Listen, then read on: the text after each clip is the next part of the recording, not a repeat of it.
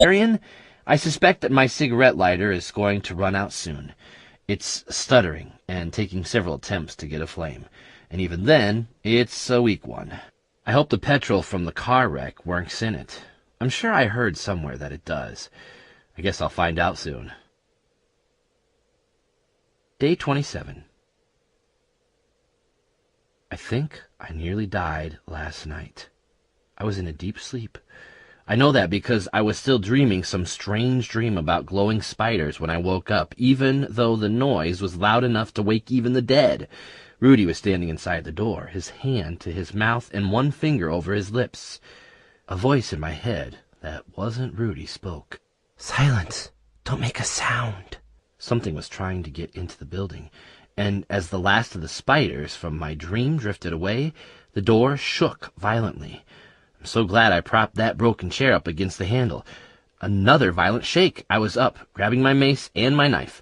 I crept quietly towards where Rudy was standing, fighting panic as my heart tried to leap right out of my chest. Then it spoke.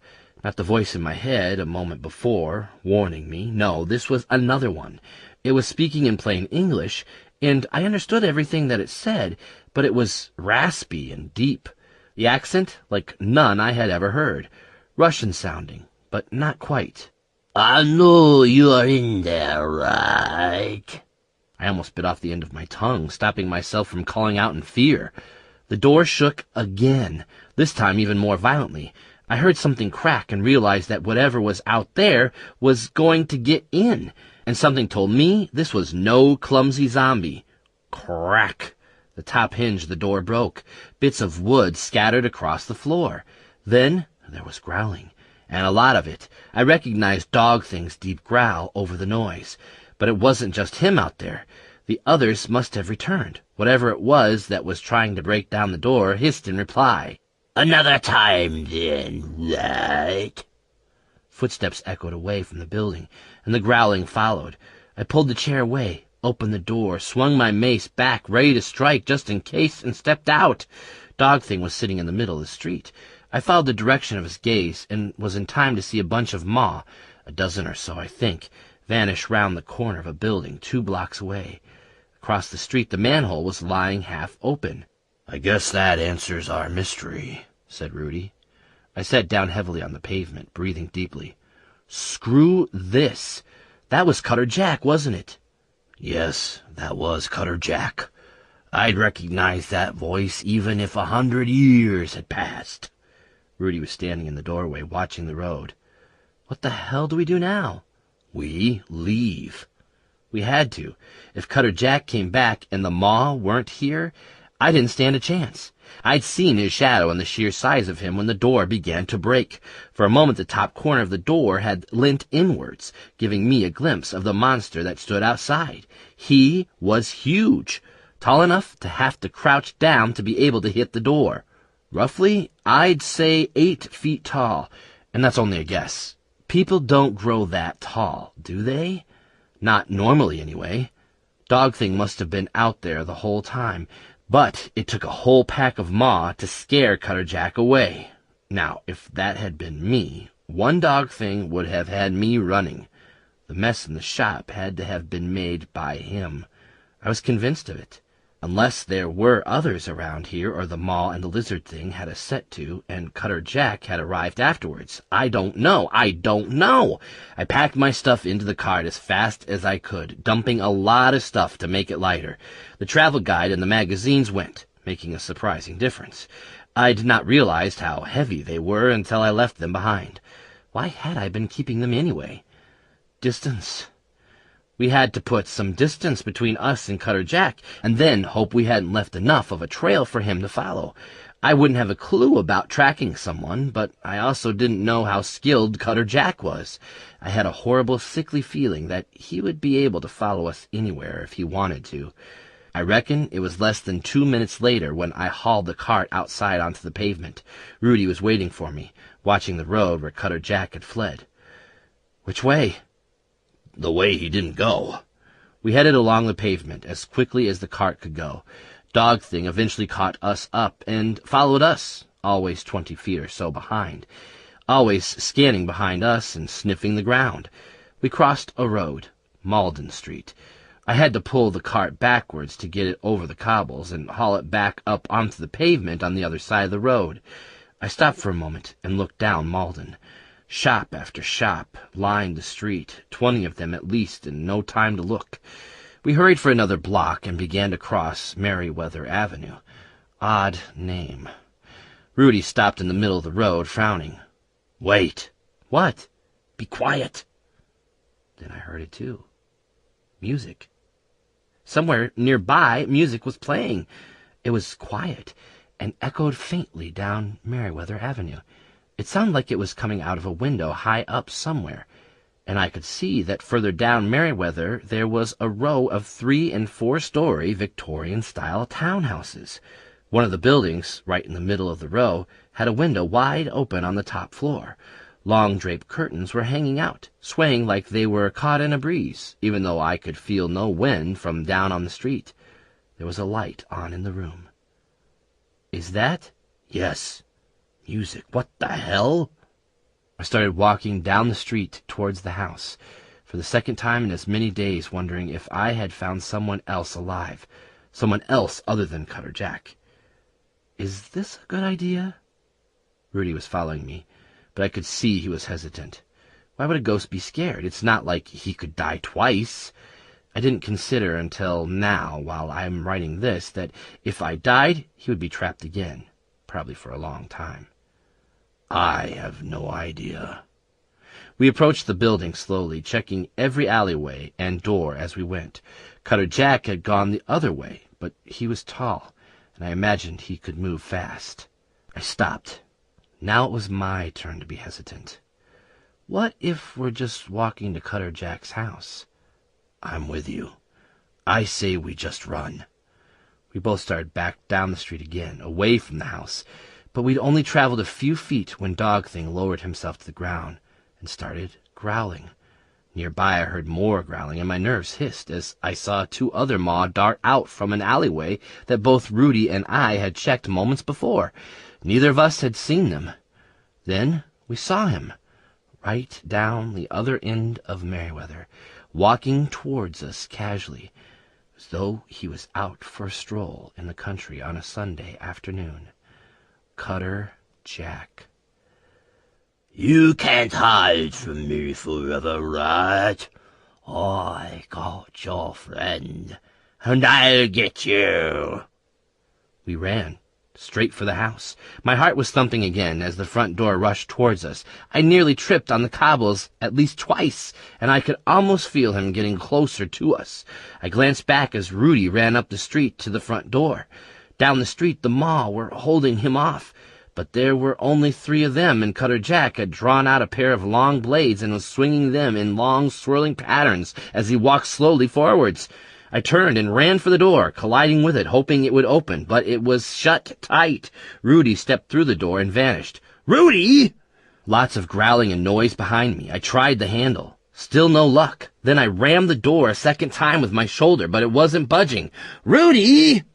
I glanced back over my shoulder to see Cutter Jack standing at the bottom of the steps, grinning at me. The 3 maw, including Dog Thing, were lying in the street. One of them was still barely moving, twitching. I couldn't make out which maw it was. It was over. I knew it was. I pointed my knife at him and pulled my mace back, ready to fight. I didn't stand a chance. I knew that. But he had killed my dogs. I was going to hurt him before he killed me, too. I have no idea how it happened. It was all over far too quickly for me to recall it clearly. Cutter Jack leapt forward at me, much quicker than I had expected, taking the steps and the distance between us before I could even react. I had barely enough time to fall over onto my back. Something hit the door above me with a bang, then another thwack. I tried to roll out of the way, but felt my mace catch on something. Only the weight of me falling off the front porch pulled it away. I think that was when I hit my head. Maybe on the cobbles or on the porch steps as I fell.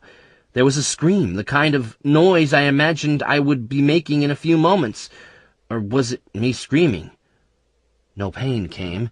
Everything went blurry for a while after that. I remember hearing someone bellowing at the top of their voice. It might have been Rudy, but when I came to my senses, it had stopped. It was all over. I was still breathing. Cutter Jack was gone. There was blood all over the sharp end of my mace. A Buddy Holly song was blaring out of the window above me, and I couldn't remember which song it was. I heard Rudy's voice nearby. "Quickly, get up!" I staggered to my feet, still staring in wonder at the end of my mace, unable to figure out how the hell I had managed to fumble my way out of death. "Where the hell were you?" I mumbled. I wanted to shout at him, but my head was still spinning. "I ran inside. I thought you would come through, but you didn't. I could see that you couldn't open the door, so I ran round the house trying to find another way in, or see if there was someone else in there that could open the door. There wasn't." "It's locked up?" "Yes, I figured as much. You have got to see in there." I sat down on the porch steps, trying to catch my breath and slow my heartbeat down. "Then I heard the noise from the maw stop, and I just ran as fast as I could. I have no idea what I was going to do, but couldn't think of anything else. When I ran back through the door, I ran straight into Cutter Jack. I screamed. I know, you must think me a coward, but I'm terrified of him." "No, you're all good there. I'm damn scared of him myself." "Well, I don't know, but I think I made him jump." I looked up at this, almost smiled. "You frightened him?"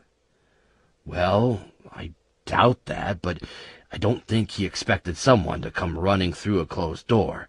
You do realize your mace was stuck in his leg, don't you?" "Was it? I thought it was caught on his clothes or something. I think I fell off the porch." "Yes, you did, but so did he. He stumbled back from me and tripped over you." At this I did laugh, and Rudy laughed too. I was avoiding looking over towards where I knew the maw would be lying dead. Anything mildly funny was enough for me at that moment. Then Rudy stopped laughing, and his jaw almost dropped off.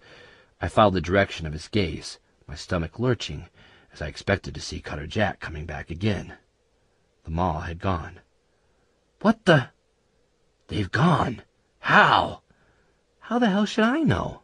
We both moved quickly then, jogging over to where we had last seen the maw. My head was still fuzzy, but seeing the bodies of the maw missing sobered me up fast. There was blood over the cobbles where they had each fallen, but not as much blood as I had expected. "Let's get into the house, just in case he comes back," I said, heading over to grab the cart from where I had abandoned it.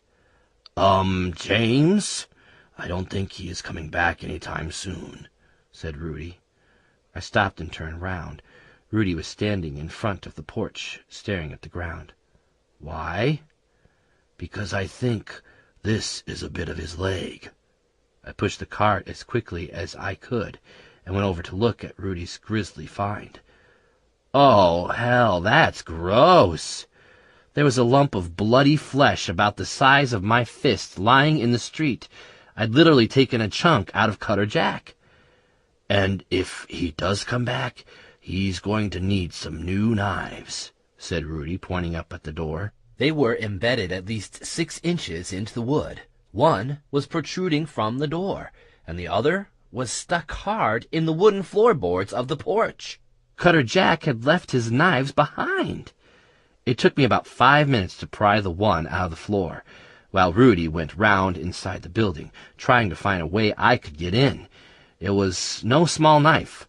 The blade was about 2 feet long, and as sharp as a Stanley knife. Damn, if that thing had gone in me instead of the door... Whew. The one in the door took longer. I just managed to pull it out when Rudy came back. "There's a window at the back on the 2nd floor. I think if you can get up there, you might be able to get in. There is a rope hidden behind the drain pipe. I didn't spot it at first. It's well hidden. All the other windows in the house apart from that one and the one on the top floor are all shored up on the inside. Someone made a fortress out of this place." We left the cart at the front of the house and made our way round the row of buildings and into an alleyway. It looked like someone had been shoving their junk into the alley for years. I had to climb over 3 fences before we got into the yard. I couldn't see the rope, even when I looked behind the pipe. Then I noticed a bit of it poking out of a hole in the drain, high up near the window. It went inside through a small gap where the window had been left open just a little bit. The rope was tucked into the pipe. Whoever had put it there had hidden it well, cutting a slit all the way from the top to the bottom and stuffing it inside. Day 28. We are holed up in the house. All the windows are shut and the doors locked. I hauled the rope up and pulled it back through the window. There is so much to say about what we have discovered in the house, but I've not had the time. Feeling sick and dizzy, I need to sleep. I asked Rudy if he had spoken to me when Cutter Jack was trying to bang the door down in the building opposite the shop the night before. He says he didn't. I shrugged it off. Maybe I'd imagined that I heard it, but I was almost certain that someone had spoken to me. It hadn't been Cutter Jack. Why would he have told me to be silent and still? He wouldn't have. Someone other than Rudy had told me. Someone who didn't want Cutter Jack to find me. Silence! Don't make a sound. Day 29. Rudy thinks I may have had a slight concussion from when I hit the paving after my fall. I remember being dazed for a while afterwards, so I guess he could be right. I don't have any injuries, though, so if I did bang my head, it can't have been too hard. I think I've just been feeling sick from fear after nearly being butchered.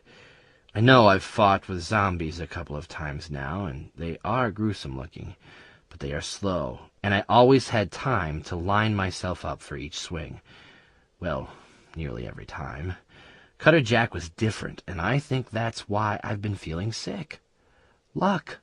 Just luck. Nothing else. That was all that had kept me alive during my brief fight with Cutter Jack. If it hadn't been for me falling at the right time and Rudy walking through the door at the same moment, Cutter Jack would have torn me to shreds. He was so fast, I barely even had the time to realize he was on me, let alone react. What we found in the house was nothing short of a revelation. Exactly what we needed. Adler had lived here. No, we're not sure how long ago. Could be a decade or more, or it could have been yesterday, but we found all kinds of maps and notes. I've read journal after journal detailing lots of random stuff about what he found here. I'm taking a few of them with me, hoping that if I get the chance at some point, I can put them in order, piece together everything. But for right now, we found some quite interesting stuff. This one, from a diary that looks old, put a smile on Rudy's face. I regretted leaving within days. Of course, I still knew my primary goal was to return home, but leaving Rudy was a hard thing to do. He wouldn't listen, though, wouldn't hear reason. I decided that I should still make one journey back, one last attempt to convince him to leave. Alas, my dear friend is gone. I returned too late. My tormentor must have followed me back to the shack, found Rudy, and ended him. It's my fault. I should have never taken the compasses, and I should never have given one to Rudy. What else could I do, though? I had to stop Cutter Jack from doing what he has been doing for so long. I couldn't stay and bury Rudy, though it pained me not to. Cutter Jack had killed Rudy very recently, maybe only hours before, so would still be close by. I had to keep moving. I'm sorry, Rudy, for everything. If only I could explain. The compass that I gave to Rudy was gone, either lost or back in the hands of that monster. He came back. Rudy seemed pleased at that, and went quiet for a time. There was more. A lot of what is in the journals is undecipherable. The handwriting is too messy. Maybe I can sit down sometime and figure it out, but for now I have to use what I can read in this dim light. I went back further to a previous journal. The compasses, they are his keys. How the damn thing works, I have no idea. But I know that the compasses that I took are the keys, and while they are not in his possession, he can do no more evil. When I can retrieve the fourth, I may be able to figure out a way of using the device to escape, but with only 3 of them, all I can do is hide them from him, and keep searching. I can't risk him catching me up and getting all 3 back so easily. I went back to the first place that came to mind, somewhere that I knew would be ideal for hiding at least one of them, the scrapyard. The safe would still be there, hidden among the trash, where I found the stash of Roman coins. I'm so glad I still have the key for it. There were no constructs there, or there shouldn't have been. It took me quite a time to get back, but it was worth the trek. I'm not sure what I will do with the third. For now, I will stash it in the toolbox on the bus, and hope I can find somewhere more suitable. I need to go back to the bus anyway to get the torch. I found batteries in one of the houses on Malden Street. I stopped reading at that moment and ran down the stairs to the cart. There it was, right where he said he had hidden it. How I had never spotted it, I don't know. I thought that I had emptied the box out. It was tucked inside a small compartment at the bottom of the toolbox. Adler's toolbox, the one that I had found on the bus. Another compass. I had 2 of them all along, and the third was in some kind of safe in the scrapyard. I didn't remember seeing a safe, but at least I knew where to start searching. There was more in Adler's diaries. I skipped through them until I found what I thought might be the most recent. None of it was dated. He nearly caught up with me again today, but was unable to keep up the speed once I put some legwork in. If I hadn't fixed up the chain on the bicycle, I think he would have had me. I was pleased to not have to hear a constant squeak as I rode, but it would seem that my efforts paid off tenfold. I have a dilemma. Considering what I have heard and seen, I can't in good conscience just give him back the compasses. But now I have him hunting me, and I'm not sure if I can keep up this game of cat and mouse for much longer. If it isn't him, then it's those damn creatures he has control of. Disgusting abominations that they are. I had no idea that the creation of such a creature was even possible, or that anyone would have a mind twisted enough to conceive them in the first place. But then I suppose there are many things in the corridor that don't make sense, or even follow the laws of nature. I should be used to the unexpected by now. "That would explain why the zombies were in the scrapyard when you arrived here," said Rudy. You mean they were searching for the safe, for the third compass? Seems reasonable to me. I didn't see a safe anywhere. I know there is a shed load of junk to hide one under, but... I stopped talking. Of course. James? The microwave. The what? There was something in the junkyard right near to where I first arrived. I thought it was a television or a microwave, but it was a solid block of metal. It's quite possible it could have been a safe. I never managed to turn it over. I asked Rudy what Adler meant by the corridor. That's what he called this place. He said he found it in one of the few remaining books in the library. Said the building was somewhere in the city, but it was burnt out. There was half of a book left, a history book or something like it, detailing the past of the city. Strange thing to call it. Yes, though, that was just what Adler called it. He said the name was obscured in the writing, the something corridor. Actually, I remember it now. He said the same went for the city. It was called something else. The was only part of the name. Adler was convinced that both the building and even most of the corridor didn't exist here once. He thought that somehow it all just ended up here. Like all of us, I suppose. I don't know if I believe all that, but I envied him that he even had some ideas. He was clever, the professor, and I'm a much simpler man than he was. It's hard to imagine, isn't it? Not only does it seem that I have ended up somewhere that I don't belong, but according to our mad professor friend Adler, the place where I ended up shouldn't be here either. I wonder if we are all in some kind of limbo, like purgatory, but that wouldn't make sense either. Am I dead? I didn't think so. Not yet. Day 30. There were diaries everywhere, stacked up on shelves, piled high in corners, and left lying around in seemingly random locations. Neither of us knew where to begin. In a strange way, it was fortunate that most of them were completely illegible. I think that at some point the majority of them must have been soaked in water. Maybe the building wasn't watertight. There were some entries that I could still read, but a lot of that was meaningless garbage. The light in the upstairs room was handy as hell. I didn't have to run down any of my own supplies. It was set up the same as the lamp had been in the shop, attached to a battery. It wasn't bright, but it was light enough to read by. The same battery powered the small tape player that was blasting out the same few songs over and over again until I switched it off. How the battery had lasted so long, I have no idea. Dotted all round the house were the strange objects that Adler had collected. In the middle of one of the downstairs rooms, there was a 6-foot-tall statue made entirely of scrap metal. I wasn't sure what it was supposed to be. It looked like a kind of grotesque winged angel, and it was so intricate in design that it must have taken him weeks to build it. That is, if he even made it himself. I suppose he could have found it somewhere. It didn't even need propping up. It stood there, balanced of its own accord. Plates. Hundreds and hundreds of damn things, all stacked on shelves or hanging on the walls. Some were actually real plates, either plastic or metal or crockery. Is that what they are called?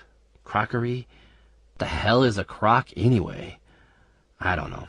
Most of them were those display things you see in pubs and old houses.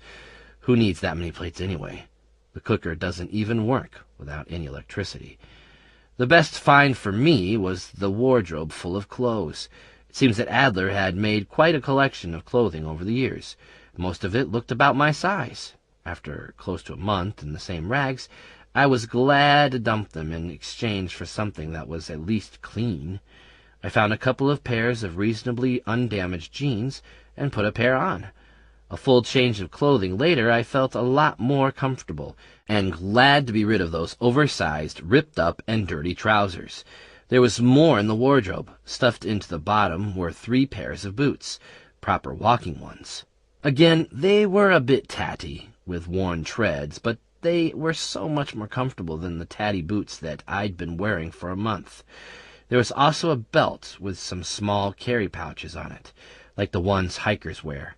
I stuffed some of my more important things into each of the pouches. My lighter, keys, wallet, a bottle of water. The journal fitted in there with some room still left.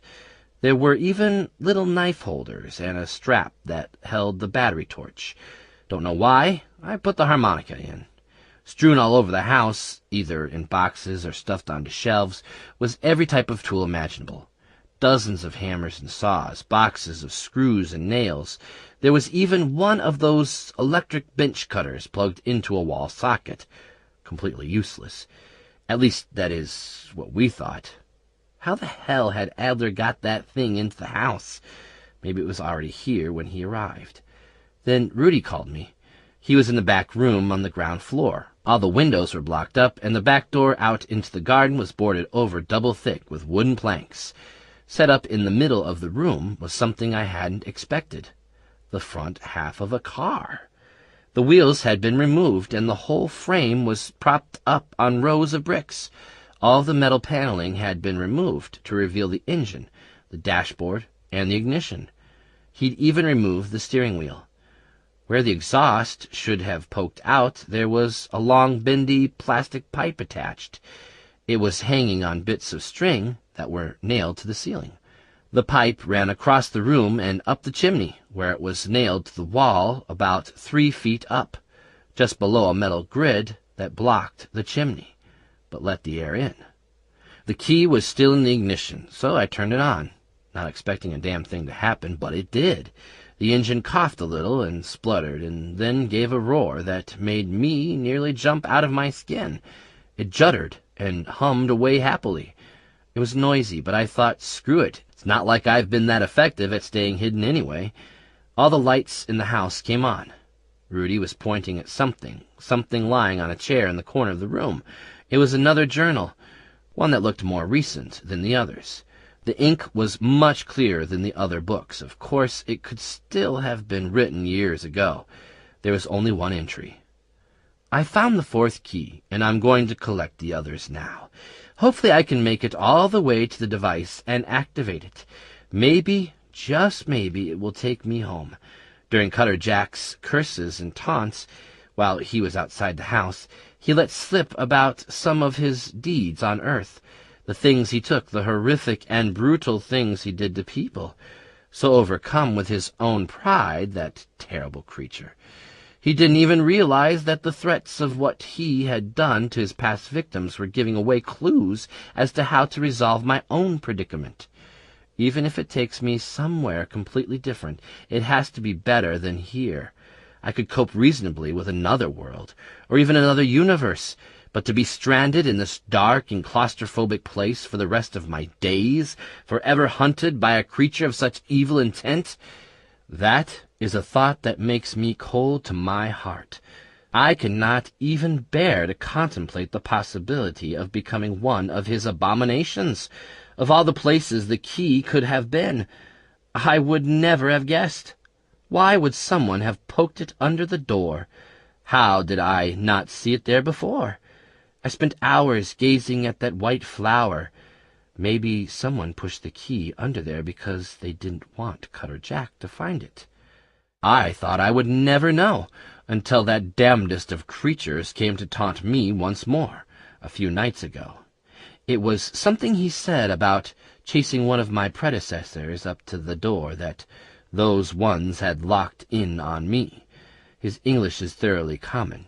No, that would be an insult to common folk, a barbaric half-wit at best.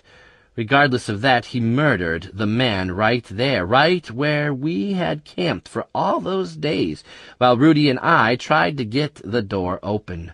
I'd never even thought to look there, and I wasn't looking for a key when I went there. Something knotted up inside me. I had to go and look up there to see if there was any evidence of Cutter Jack's victim. There was. That pile of rocks hid more than other bits of rubble. I covered the poor man back up again after I said a few words.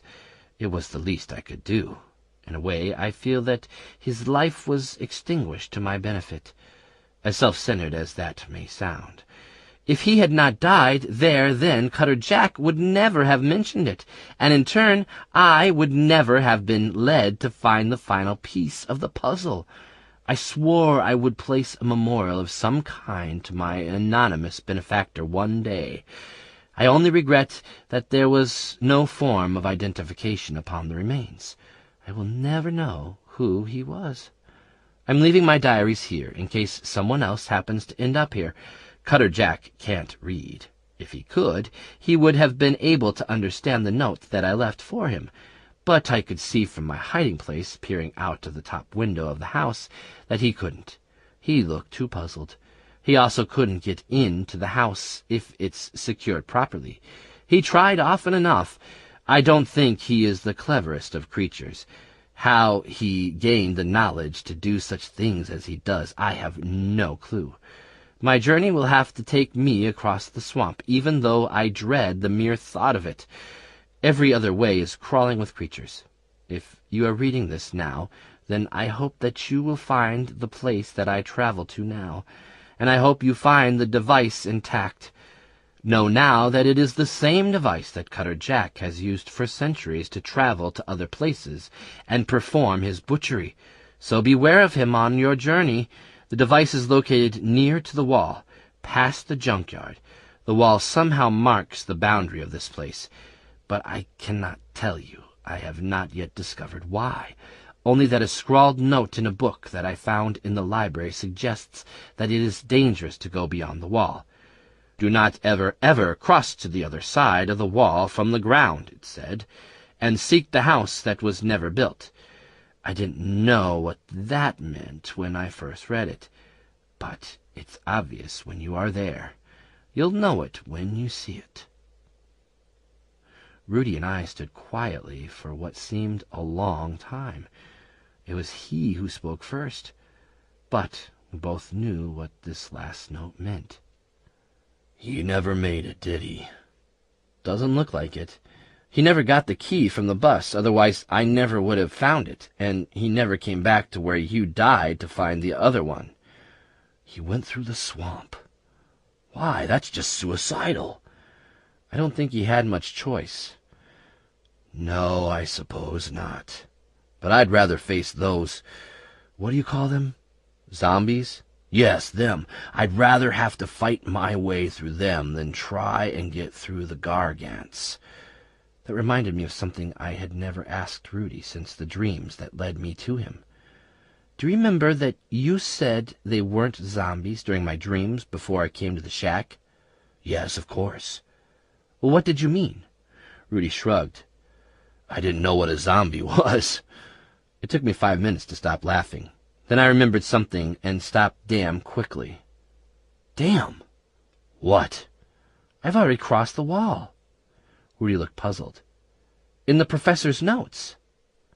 I took the book and showed him that last page. He says right there, don't cross over the wall from the ground. I've already done that. Well, once anyway. It was back when I first got here. I had a camp right against the wall. I had to leave it because it got overrun with zombies. It was when I met Dog Thing. I was running from the zombies, and there was one that was in the way. It had a head that it was swinging. It was swinging its head? No, it was swinging another head. It had hold of it by the hair.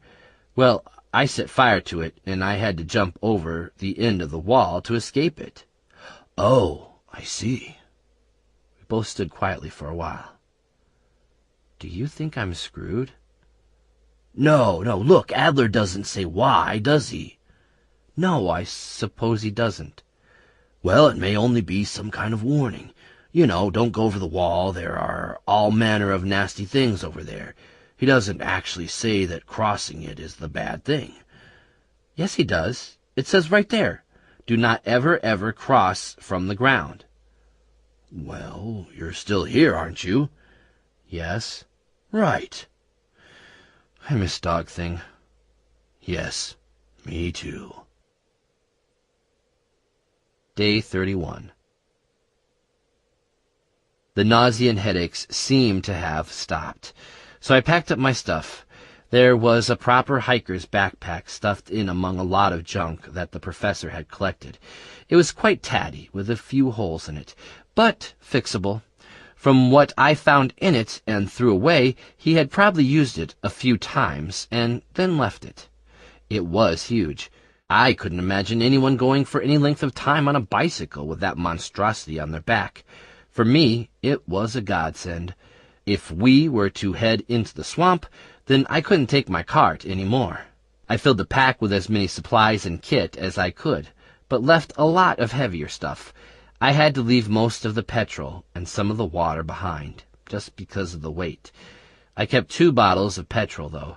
Fortunately, seeing in the dark was no longer an issue. My eyes adjusted alarmingly fast to the darkness now. I even managed to attach the 2 long blades that Cutter Jack had left behind to the back of the pack, after I had wrapped them in a tatty gray shirt that looked too small for me anyway. I wasn't having those 2 sharp blades hanging loose. One accidentally fall, and they would dice me. I'd like to say I made decent holders for them. What were they called? A scabbard? But that wasn't the case. I'd have to untie them if I needed them. It was kind of handy and reassuring. I had this horrible image of Cutter Jack sneaking up on me and pulling his blades off my pack. The same image was less worrying when it involved him standing there for 5 minutes untying them. I locked up the house again and stuffed the rope into the pipe. We set out a few hours after I'd woken up, moving as quickly as we could out of the city and making a direct route to the swamp. There were no maw around now, so I was uneasy for the first hour or so. The ground was hard, mostly rock, so signs of us passing were few, at least as far as I could see. I think it took us about 3 hours to reach the small group of buildings at the edge of the swamp. Neither of us had expected to see buildings there, let alone one so intact. We started checking rooms and finally found some kind of campfire in a room on the ground floor of the largest house. There was no way of knowing it had been left years ago by the professor.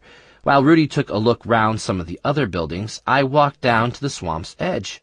There were a few small pods growing in a bush right next to where the path started. Of course, I hadn't expected there to be a path either. It was about 10 feet across and made from piled-up earth and rocks that had flattened from use.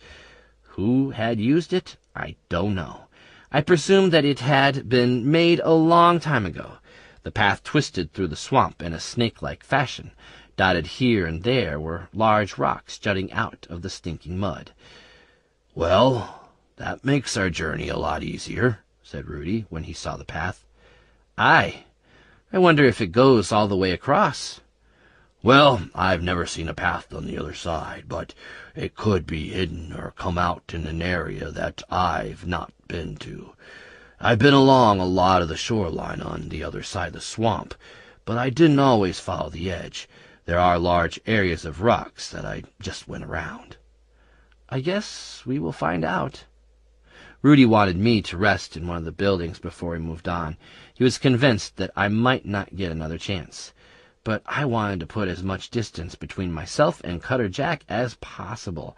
Even if he was wounded, I still had this gut feeling that it wouldn't stop him following us if he found our trail.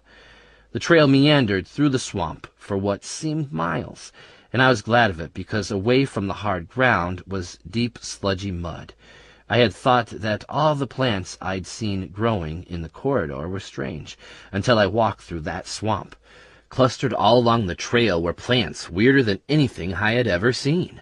Dotted here and there were huge, bulbous green blobs 15 feet across, with spikes that looked like sharpened spears jutting out of them. Massive lily pad plants, probably 20 or 30 feet in diameter, hung a few feet above the sludgy mud. The underneath covered in thick, moving tentacles that seemed to sift through the swamp, occasionally popping up with some unfortunate creature that it would then wrap in tentacles until the creature vanished from sight into a tight cocoon. There were reeds that must have been 50 feet high, reaching upwards into the darkness. Glistening was something that looked sticky, and crawling with strange cockroach creatures the size of my fist. And the mushrooms. I had thought the mushrooms I found in the field near the junkyard were massive, but these things stood almost the size of a house. After a couple of miles of walking along the path, it became clear that it didn't head towards the shack, but with a bit of debate, we figured out how to roughly guess where we were heading. "The zombie trail," said Rudy. "Somewhere along the trail that runs the other side of the swamp, I'd say." "Maybe it will be clear. Maybe we killed most of them in the fight at the shack." "Maybe." He didn't sound convinced. "We have a bigger problem, though. Look." He was pointing along the path. We had passed quite a few of them while negotiating our way along the swamp trail. Fortunately, they were all a long way away. I'm not sure how, luck probably, but each time we saw another one, they were far enough away not to notice us. We were moving quickly, not wanting to be down in the swamp any longer than we had to, but as we started to see rocks and dry ground in the distance, probably 4 or 5 hours after first setting off across the swamp, our luck ran out. A gargant was sitting on the path, a massive gargant. It was easily the size of a double-decker bus, and was right over the path, sprawled out, munching on some old vegetation that grew all over the place, and it didn't look like it had any intention of moving. "Crap! James, it gets worse." "What?" "Behind us." They'd found us. At least a dozen of them, behind us on the trail, staggering slowly along. For all I knew, they were more hidden in the mist that obscured my vision past 100 yards or so. The zombies were back. Double crap. "We're trapped. This is not good." Okay, no panicking. My mind raced. I was panicking. I grabbed my mace and tried to decide which form of death I was going to face first. No Ma with us to fend off the zombies, and not even the slightest clue what to do about moving a gargant, which, to make it worse, seemed to have noticed us and was hauling its fat butt off the ground and along the trail, no doubt with the intent of coming over to munch on me. I hope you like swamps, Rudy, because if we can't think of something fast, you might be following a gargant around for a while. I dropped my pack to the ground and fumbled for the bottles of oil. I knew that the zombies could be burned, and there was no way I was going to handle a dozen of them on my own. Why the hell does everything take so much longer when you are in a hurry? If I had been hunting for something else, the damn petrol would have been sitting on top of everything else. "What now?" asked Rudy. He was hovering next to me. The fear rising inside me was equally detectable in his voice. "Pray," I snapped back, and felt immediately guilty. I poured the first bottle of oil onto the ground, drawing a line all the way across the trail, and then stepped over it onto the side where the gargant was. It only took a couple of flicks of my lighter, and the oil burst into flame. The roaring heat quickly swept along the line and rose up nearly to my waist. I had to jump back away from the flames. Foul-tasting smoke filled my lungs. The zombies were now about 30 feet away and closing slowly. The nearest one was another bizarre creation that should never have walked. It had two heads, one right where it should have been, but facing in the wrong direction entirely, and the other protruding from its bulbous stomach. There were far too many eyes glaring at me out of that bloated, rotten face, and each of them with sheer hatred. The zombies didn't seem at all fazed by the fire, but then I didn't expect them to be. I had to hope that they would carry on moving slowly enough for my thin line of fiery defense to catch them. Otherwise, I was screwed. The gargant, on the other hand, was reacting in a way I hadn't expected. It screamed loudly. I mean, extremely loud as a fire alarm going off right next to your face kind of loud. That piercing noise would have carried across miles if echoes had even worked here. I felt the noise reverberating through my skull, and for a panicked moment thought my head was going to explode. That would have been a really rubbish way to go out. The enormous slug didn't like the fire, or it didn't like the brightness, or the heat, or something, and with that sudden realization, I grabbed my pack back and pulled out one of the remaining torches, lighting it on the burning path. As stupid as I thought it was, I started forwards towards the gargant, burning torch in one hand, bottle of oil in the other. I would never have been this reckless and stupid back home. I hadn't a clue at the time how much I would regret it later. "What are you doing?" shouted Rudy. I almost laughed. "James, have you completely lost your mind?" "Absolutely." I glanced back at the fire to see the first of the zombies walk mindlessly into it. Bellyface had caught fire a treat and was a walking inferno in seconds. Damn if those eyes didn't start popping. But he was still stumbling forward, a walking Guy Fawkes, still intent on coming for me. The second zombie stepped into the flames. I turned back to the gargant, my main problem, and nearly jumped back again as I discovered that I was only about 20 feet away from it. Trust me, 20 feet is way too close when it comes to a giant tentacle slug. It reared forward at me, screeching. I had seriously pissed it off. I began waving the torch backwards and forwards and psyching myself up, ready to hurl the oil at it. It was furious, screeching at me at the top of its voice and throwing out tentacles and spit to try and knock the torch out of my hand. But it wasn't coming any closer. It didn't like fire. And it liked it even less when I threw the oil on the ground and lobbed the torch at it. Fact: zombies burn well. Important fact: gargants burn so much better. They also move through swamp a lot faster than I expected. I hadn't even seen the other ones approaching, but soon spotted them when the burning gargant went screaming off through the muck towards them at full speed. It was popping and sizzling and leaving massive bits behind as it bulldozed its way through the other gargants, which in turn were catching fire as the one that I had lit up smashed into them one by one. Then I realized why they burned so well. It wasn't the gargant at all. It was the damn swamp, the stuff the gargant was covered in. It must have been oil, or even some form of gas being given off by all the dead and rotten crap. It didn't matter. It still meant the same thing. The swamp was on fire. A burst of flame erupted from the mud, reaching up into the darkness like a geyser, spewing out hot steam and launching a spray of hot, fiery mud over everything that was nearby. I was lucky to be out of range. The hot mud splattered across the swamp and spread the fire even further. Then, with one almighty whoosh, the fire took hold. The geysers burst upwards every 10 feet or so, launching debris over everything. Soon the flames were spreading out from where the gargants were burning, sweeping across the swamp at such a speed I barely had time to react. I looked around for any form of cover, but there was nothing nearby, just clumps of vegetation and a scattering of rocks. I spun back round to where my pack was lying, about 30 feet away, reaching distance for the zombies that now crawled their way along the trail. My flaming barrier had set fire to them, but it wasn't stopping them. Rudy was edging his way along the path towards me now, keeping his distance from the zombies. They couldn't hurt him. I guess that was one of the advantages of already being dead, but that didn't stop him being afraid of them. He glanced at my pack as he passed it and looked worriedly at me, then picked up his pace.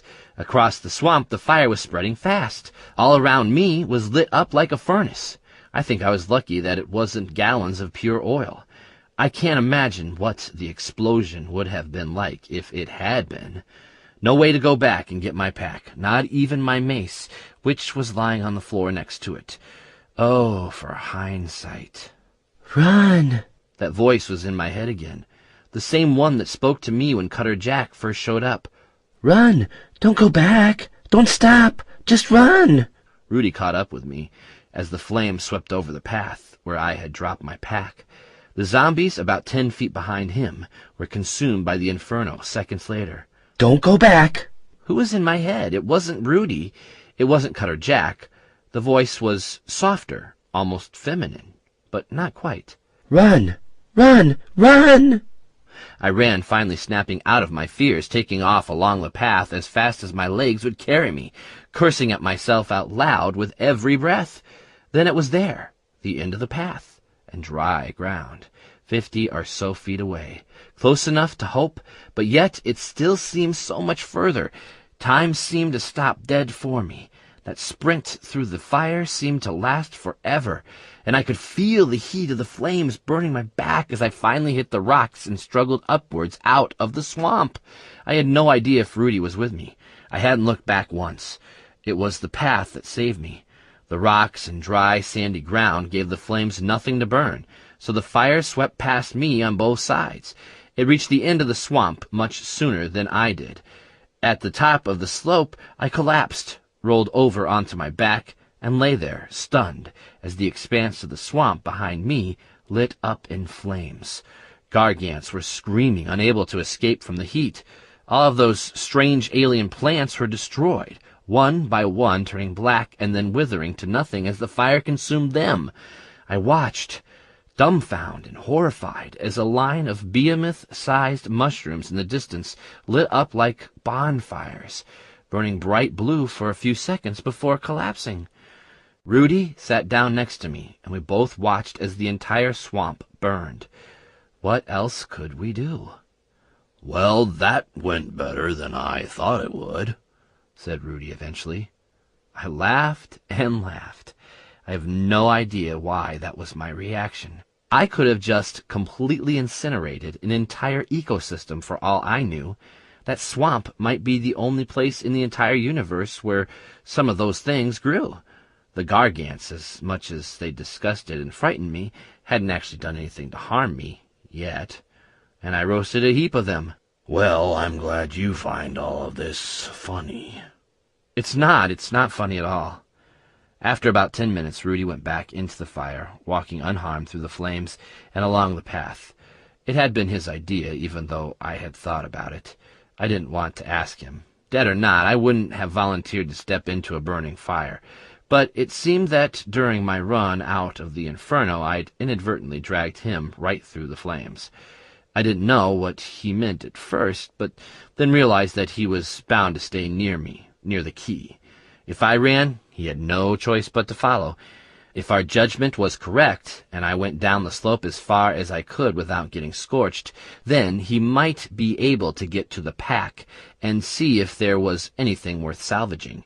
He paused for a moment before stepping into the fire, and I cringed as he disappeared from view. There's something not right about being able to walk through a blazing fire. He came back a few minutes later with a dour look. There may be some things left, but most of it looks burnt beyond scavenging. I don't know if it is worth waiting for, I'm afraid. Some of the tins of food might be usable, but most of the rest has been destroyed.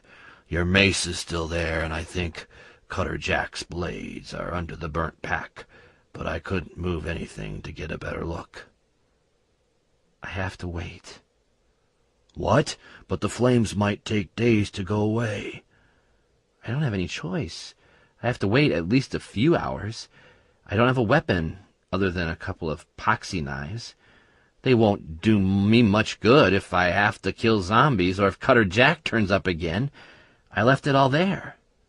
We can make it to the shack in a day if we don't stop, maybe. Have you forgotten where we are? The zombie trail. Of course I hadn't forgotten, but the zombies are slow. You could outrun them, outwalk them even. All the way to the shack? We don't even know exactly how far it is, and I'm already knackered. Okay, we wait. Maybe you're right. Maybe it will be gone in a few hours. We both looked over at the swamp. If anything, the flames were getting higher. Maybe. I checked my pouches. No food. I had 1 bottle of water, but other than that, I had little more than I had started with over a month ago. Just the things that I had put in the pouches that morning. I put my head in my hands and felt like crying. I think if Rudy hadn't been there, I would have done. Instead, my mind started racing, trying to find a plan to hold on to, something to stop me going completely insane. I had to find more supplies fast. I knew I could get pods from along the swamp's edge, if I could find a bit that wasn't burning. There were pools of water in among the rocks up near the shack, but that meant going back there, going back to where there might be more zombies. All of this, and we were still no nearer to finding out where Adler had gone. I slept underneath an overhanging of rock that we found a few hundred yards back from the swamp. It was about as far as I could go before I was ready to collapse, which completely put an end to Rudy's idea of keeping moving until we made the shack. I was breathing heavily and kept coughing up black crap. I guess I hadn't realized how bad the fumes from the fire had been. I lay there for a while, huddled on the floor, trying to get comfortable enough to sleep without my blanket and my pillow. That pillow had stunk, but I would have given almost anything for it now. I couldn't get it out of my head, going over and over everything that had happened in those few seconds on the path. Everything lost because I took the pack off. It would seem that I was out for the count for probably double what I normally slept. At least that's what Rudy said. Not that he has a clock to keep time by. Maybe being a ghost for years and years forces you to learn other ways of dealing with things. He also said I was coughing most of the time, and he even tried to wake me because he was worried that I was going to conk out on him. I didn't wake up, no matter how many times he called me, and of course he couldn't nudge me.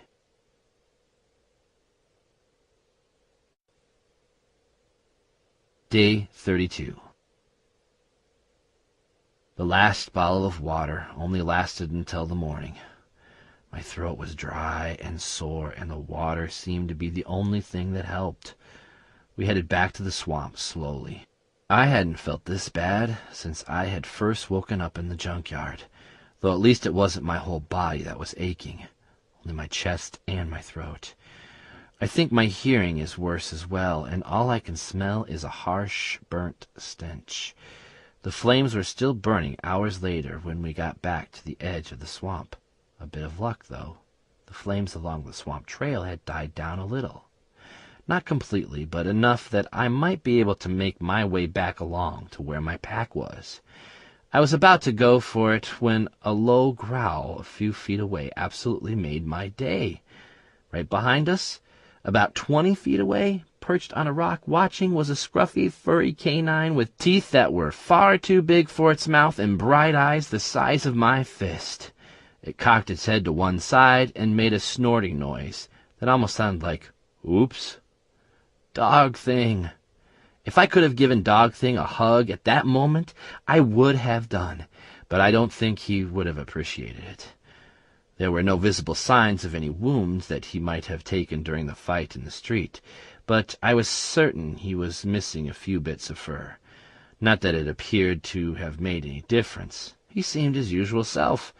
Rudy did his best to persuade me not to go into the fire, but what does he understand? He is already dead. He doesn't have any attachment to material things any more. He seems to have forgotten that he once depended on them. Well, apart from the compasses, he was fidgety until I showed him that I still had those tucked away on the chain under my shirt. God forbid I lost them. I almost backed out anyway, even though the flames were nowhere near as bad as they had been the day before. It was still damn hot walking along the trail. Fires still burned on either side of the path as I made my way along it, and I had to dodge from side to side a few times to avoid them. Every step I took along the path left me increasingly paranoid about one of those damn geyser things exploding a few feet away from me, but nothing happened. I got to the remains of my kit without getting roasted. It was almost a write-off. Almost. Zombie Bane was charred, but thankfully still usable. I rummaged through my smoldering remains of my supplies with one of my knives. Most of the food and anything flammable, which meant pretty much everything, had burned, including the pack itself, but 2 tins were still intact. There was some plastic sheeting still usable, and the screwdriver, the saw, the spanner. One of the petrol lamps was also salvageable. I used the bits of plastic sheeting as a bag and dumped everything in it. How typical. Just after I've gotten myself sorted with kit, I lose nearly all of it. Underneath the blackened remains were Cutter Jack's 2 long blades. They were still pristine. Not even a speck of ash clung to the blades. Of course, the cloth that I had wrapped them in was gone.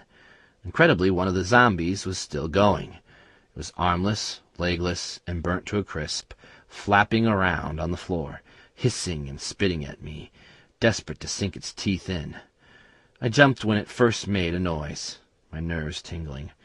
It was only about 5 feet away, and had laid perfectly still, smoking and stinking the whole time I was sifting through my gear. It felt so good to cave the damn thing's head in. One satisfying crunch later, and it stopped moving. Am I becoming heartless? Yes, I think so. I don't have any sympathy for these creatures, and deep inside I know I should. Am I putting them out of their misery? Are they even in misery? I don't know, but it feels better to keep telling myself that. My joy was short-lived. That one smack on the zombie's head, and Zombie Bane fell apart in my hands. I nearly took myself out in the process as a sharp piece of it sprang off and bounced off my leg. Lucky this time. I picked up the 2 blades that still lay on the floor and weighed them up. I didn't know if I was going to be able to use both of them at once, as Cutter Jack had. I guessed I would find out. I actually walked up out of the swamp with a smile on my face. It was daft. After the disaster of the previous day, there was I, grinning from ear to ear. I was still alive after taking on a gargant and a bunch of zombies. I had Dog Thing back, and I still had some remnants of my kit to keep me going. Not much, but enough. I kept telling myself that I'd done this once already, crawled out of the darkness with nothing and still lived, so I could do it all over again. The first fight happened roughly an hour after that. We had set off immediately. Rudy tried to get me to rest up more. I was still coughing up crap, but I was determined to move on. It had only been an hour or so since I'd woken up, and although I was feeling knackered again already, I was not staying by the swamp, breathing in more fumes. Dog Thing sensed them first, 4 of them, and we saw them long before they were anywhere near us. They lumbered slowly out of the darkness, mist swirling around them like some cheap effect in a low-budget horror film. Not messing about this time, I was ready for them. Well, sort of. If I managed to fight with Cutter Jack's blades. We took down 2 each, though Dog Thing did make the first kill. I'll happily give him that. Less than 20 seconds, I would say, and they were in bits all over the ground. I was getting better at this. Cutter Jack's blades rock. I can't believe I just wrote that. Idiot. For most of the day, we stayed a reasonable distance from the shore of the swamp. Is the edge of a swamp called a shore? I didn't want to stay too close. The fire was kicking up fumes that made me feel sick, so we used it as a distant guide to keep direction, only moving away when a gargant came into view. I was surprised to see some of them still moving slowly among the flames. I guess I hadn't wiped out a whole ecosystem after all. Should I be pleased by that? The good news was that after roughly half an hour of walking, the fire in the swamp dwindled, revealing a vast expanse of smelly gunk once more. We found a pool of clear water trapped in a small crevasse between some rocks. I was dubious at first about drinking it, but Dog Thing didn't hesitate. Strange, back home I would never have dreamed of sharing a drink from a pool of water with a creature as mucky as Dog Thing. I guess you get used to things. We met 3 other groups of zombies that day. Fortunately, there were only 3 or 4 of them each time, all ambling along the same route. They moved slowly, so most of the time it was us catching up with them. It didn't matter that I'd fought these creatures a number of times now. I'd still nearly wet myself every time we closed in on them. I was getting better at fighting them, though, and quite proud that I was actually able to fight with both blades. Sort of. In truth, I only swung one at a time. I was too scared I'd slice my own foot off. Day 33. A second day traveling along the edge of the swamp. The area on the zombie trail side of the swamp was similar to near the shack, barely a few hundred feet of rocks and dirt, and it gave way to tall cliffs that rose up into darkness, though the rocks weren't quite so large and warren-like. Pods grew in abundance along the edge of the swamp, much more so than near the shack. Rudy pointed out that there were few gargants along the trail to eat the pods. Maybe the gargants liked to avoid the zombies. It didn't matter. It meant I had a resupply of food. My geography was completely thrown by now. All I could go on was that the swamp would eventually lead us back to the shack, which is where we decided we needed to head. There was at least some replacement equipment there. Probably not much, but even some torches and something to make a decent bag out of would help. There was, of course, the cave in the rocks, and the door. I had to go there again, just in case I'd missed something the first time. That was the plan, at least. I wish I still had my push cart. No zombie groups today. I wonder where they have gone. Day 34. No more zombies again today. I managed to collect some more water and a few more pods. We reached the shack finally. I think we kept going for close to 10 hours before eventually sighting the waterfall. It must have been that long. I was exhausted, hungry, and cold. My chest wasn't so bad today, though. Not so much coughing. I watched Dog Thing run off up towards the rocks at the edge of the plateau before I closed and blocked up the front door. A minute later, and I collapsed on the bed. There were no zombie bodies around the shack anymore. I didn't notice that until I was drifting off to sleep. Day 35. After I awoke, I spent a few hours going through my stuff and replacing what I could from the shack. There were plastic bottles and wood to make torches from. I took a blanket from the bed and made a rough sack out of one of the sheets. Dog Thing came back and was tottering around the valley for most of the day. He followed us up to the cave in the rock face and sat there waiting as I climbed up the rope. Nothing had changed up there. Not that I had expected it to. I searched around, glancing often at the rocks along one wall. Unlike the rest of the rock fall, which seemed as though it had come from the hole in the ceiling. Maybe some kind of cave-in? The rocks there looked like they had been piled up carefully. I hadn't noticed it on our first visit. Rudy sat watching the rock pile the whole time we were up there. I found a long piece of stick covered with mud lying on the ground near the refrigerator. It was thin, and it looked like someone had whittled the end away into a small hook shape. "No more clues here, then?" said Rudy. No, only the stick, which Adler may have used to get the compass. "And that pile of rocks?" Yes, the rocks. "We're not going to disturb the grave, are we?" No. "Why come here, then?" I just needed to know that what Adler wrote was true, I guess." "I see. So, where now?" "Well, Adler found the last compass here, so I presume he had to have been carrying it. He would have had to come back to the shack to look for the one he gave you. Of course, we know he never found that one. So he must have either gone on to get the ones in the junkyard, or gone somewhere else." "Somewhere we missed." Okay. Well, we have to go for what we do know, and hope we find out where he went."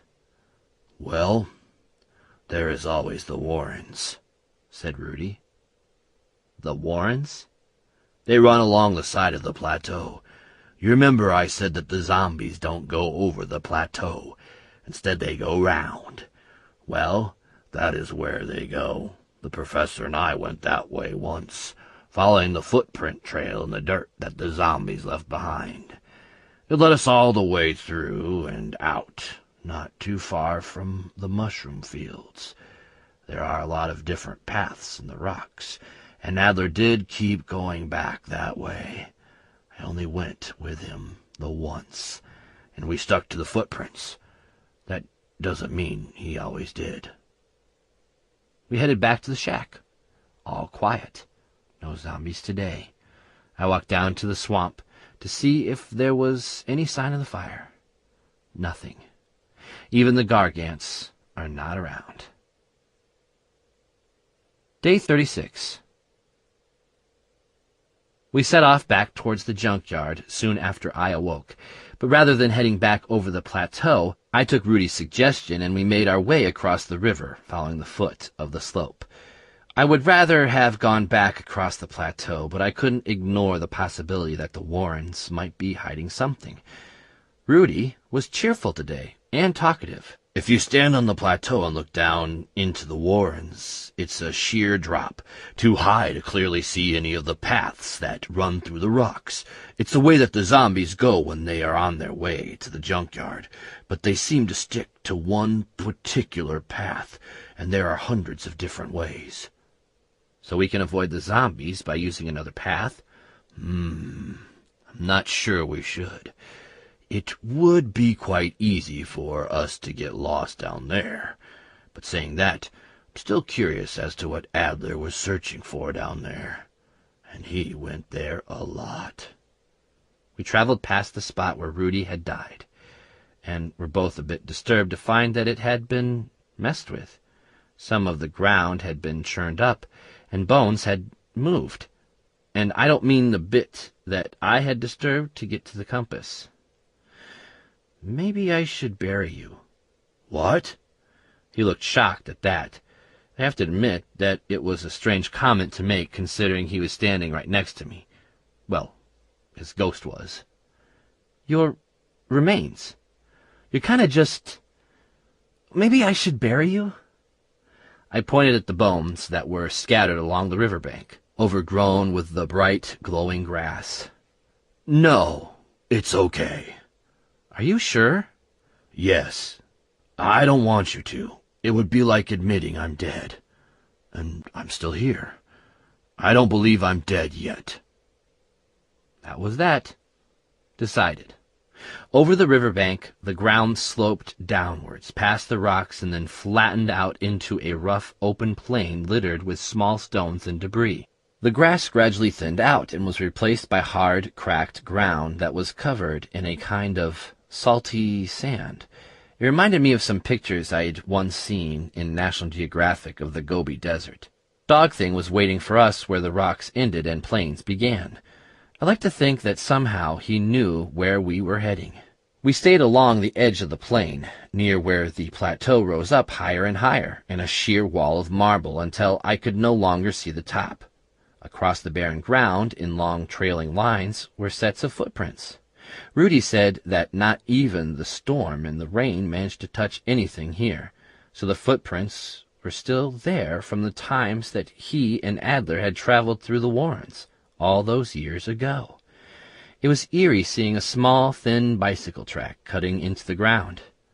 I was excited by it at first, thinking that maybe it was a clue of some sort, but Rudy pointed out that Adler had always taken the bike with him, so the tire tracks could well have been quite old. Littered across the ground here and there were bones and junk. I didn't examine any of it long enough to figure out what kind of creature the bones belonged to, but they looked like they had been there for a long time. We got to the warrens a lot quicker than I expected. I would say about an hour across the plain, so only a few miles. They came into view through the mist and were so eerie that I almost stopped and turned back. I don't know how they were formed, but they didn't look natural. Sheer walls, maybe 40 feet high, lined a dozen entrances. The rock arched at the top, almost like it had been cut from the stone by a machine. The paths were all roughly 20 feet across, and the same thin, salty sand lay on the ground. The mist that covered everywhere made the entrances even more foreboding. I saw where the zombie trail continued into the warrens before we even reached it. It wasn't hard to spot. A path that was maybe 10 feet across, that looked like it had been worn away over many years by thousands of pairs of feet, stretched across the plain and entered the tunnel nearest to us. There were no zombies in sight, but I didn't like how deeply cut into the ground the trail was.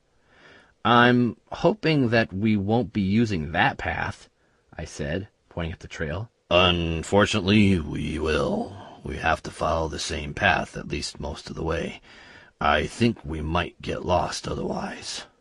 But something we both noticed almost at the same time changed that.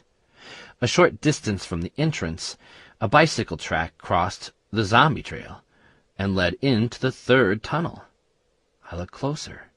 The track seemed as though it had been used a lot of times. "We never went that way," said Rudy. "Do you think Adler found another route?" I asked. "He must have, but he never mentioned it." I was still nervous going in there. No open ground and not a lot of choices when it came to escaping if we came across anything. The dog thing wasn't growling and didn't seem disturbed, so I followed Rudy into the third entrance. I was expecting hours of wandering around, lost, but about an hour later, after following the bicycle trail, we were looking down into a gully that ended in a sheer wall. The tracks led down to the very bottom, where another metal door was built into the rock. A door that was open. We looked at each other, puzzled. Leaning against the rock only a few feet away from the door was an old, rusty bicycle. "The professor's bicycle," said Rudy as we approached the door. There was no light coming from inside, just pitch darkness. Rudy knelt down next to the bicycle and tried to wipe away some of the dust and sand that had gathered on it. His hand went straight through. "Well, I guess that answers where he went." "Yes, I suppose it does, almost." "He must have come here a lot if all these footprints are anything to go by," I replied, indicating all the different footprint trails coming to and from the entrance. Most of them came from the path opposite the one we had arrived by. Why so many visits? I moved the bicycle away from the wall. Years of gathered dust and sand fell from it. It had been here so long that both the chain and the steering column had seized up. The bicycle may have been ancient even back when the professor had used it, so the cracked paint and rust weren't much of a gauge to go by. Rudy stood there, peering at the doorway. I could see he was reluctant to go inside. "I don't know whether I want to see what's in there." I nodded my understanding. "It's okay, I'll go." No, I'll go first. Safety and all that, it makes sense. Just give me a moment." I took my time lighting up one of my newly made chair leg torches and waited quietly by the door. I knew the torch wouldn't last as long as the others. I'd had no cloth to wrap round the top and no petrol to soak it in. Ironic, really, since I'd probably burned thousands of gallons of fuel in the swamp fire. It didn't matter, though. This was Rudy's friend we were expecting to find dead inside the door unless it led somewhere else. I was hoping it did. After a minute or so, Rudy stepped through the doorway. His own glow filled the corridor that was revealed, casting dim shadows over the broken furniture that littered the ground and the cobwebs that hung from the ceiling. I thought that was a bit odd, having not seen a single spider the entire time I had been here. Dog Thing didn't follow us in, but he also didn't seem on edge. There were 3 doors along the left side of the corridor, all of which were open, and then a dead end, with another door in it that was shut. The door at the end looked almost identical to the door in the cave near the shack. Rudy was standing in the corridor, not moving, so I decided it was down to me to look after all. The first room was no larger than a decent-sized bedroom, containing little apart from a row of turned-over filing cabinets, all of which were empty. More cobwebs filled the dark corners of the room, and the floor was littered with rotten books and piles of folders. I picked up the nearest folder and opened it, but the pages inside crumbled to dust in my hands. The second room along was the same, except the cabinets, again empty, were still standing against the far wall. There was also a stack of tables and chairs in one corner. We found him in the last room, sitting upright, facing an aged computer screen that was still plugged into the wall. Where the hell the electricity had come from originally, I don't know. The plug was hanging by one rusted wire that clung to the concrete wall. The screen of the computer had been broken in a long time ago. Adler had been dead for a long time, so long that there wasn't a shred of flesh left on him, just a decaying skeleton inside a smart gray dress suit. There was a hat sitting on the side of the computer desk, caked in years of dust and grime, yet more cobwebs covered the walls, the desk, and Adler. Rudy recognized the hat and suit immediately, walked over to the body, and knelt down with his head bowed. I didn't need to ask, but I did anyway. "It's him, isn't it?" Rudy nodded. "I'm really sorry, Rudy," was all I could think of to say. After a few minutes, Rudy stood and began searching the room. I joined him. I couldn't think of anything else to say that might make Rudy feel any better, so I got on with the task, finding the compass, the key. I was about to open the front of Adler's suit jacket, hoping to find the key dangling on a necklace round his neck, when the apparition came through the wall. A second before it appeared, I heard Dog Thing growling down the corridor. I felt a tingling sensation run down the back of my neck, and then it was there, right in front of me. I have never been so terrified in my life. I've probably said that a few times since starting this journal, and meant it each time, but this was the kind of fear that made me run for my life. Rudy as well. It came out of the wall, screaming a high-pitched screech that was ear-piercing. I couldn't understand anything that it was babbling at me apart from, "Get away!" It was vaguely human, or at least I thought it could be if it wasn't flailing itself in a way that made it too blurry to see. Its eyes burned with hate and madness. So I ran as fast as I could, tripping twice as I dashed out of the room, down the passageway, and out of the door, to the sloped opening that led up to the Warrens. It was right at my back the whole way. I only couldn't feel its touch, just the coldness that swept around me as it flailed its arms trying to grab hold of me. Without watching where I was going, I sprinted up the slope back towards the Warrens, straight past the 2 zombies that were making their way along the path toward us. I briefly stumbled sideways to avoid them and saw Rudy do the same. Then the most god-awful noise pierced the air. I stumbled again and fell forwards, landing on my back. I felt one of the blades hanging at my side nearly pierce my leg and rolled over onto my back. About 20 feet away, the apparition had stopped. It was no longer chasing us. Instead, it was busy tearing apart the 2 zombies. It was over in seconds. The zombies lurched away from it, fearful like I was. They no fear? It didn't matter. The glowing, screaming apparition tore them both apart like they were made of paper. Dog Thing had been busy during all of this, As I got back up to my feet, I could see him backing away from the apparition, leaving the remains of the other zombie on the ground. I didn't notice until afterwards that Dog Thing had killed 3 other zombies, leaving only the 2 standing as we came rushing out of the door. The apparition stopped screaming and flailing and walked towards us, halting about 10 feet away. It tried to move forward again, but appeared to be blocked in some way. It stood there watching us. I was stunned, completely unable to decide what to do. "Adler?" asked Rudy. The apparition looked up and stared at Rudy. "Do I know you, thief?"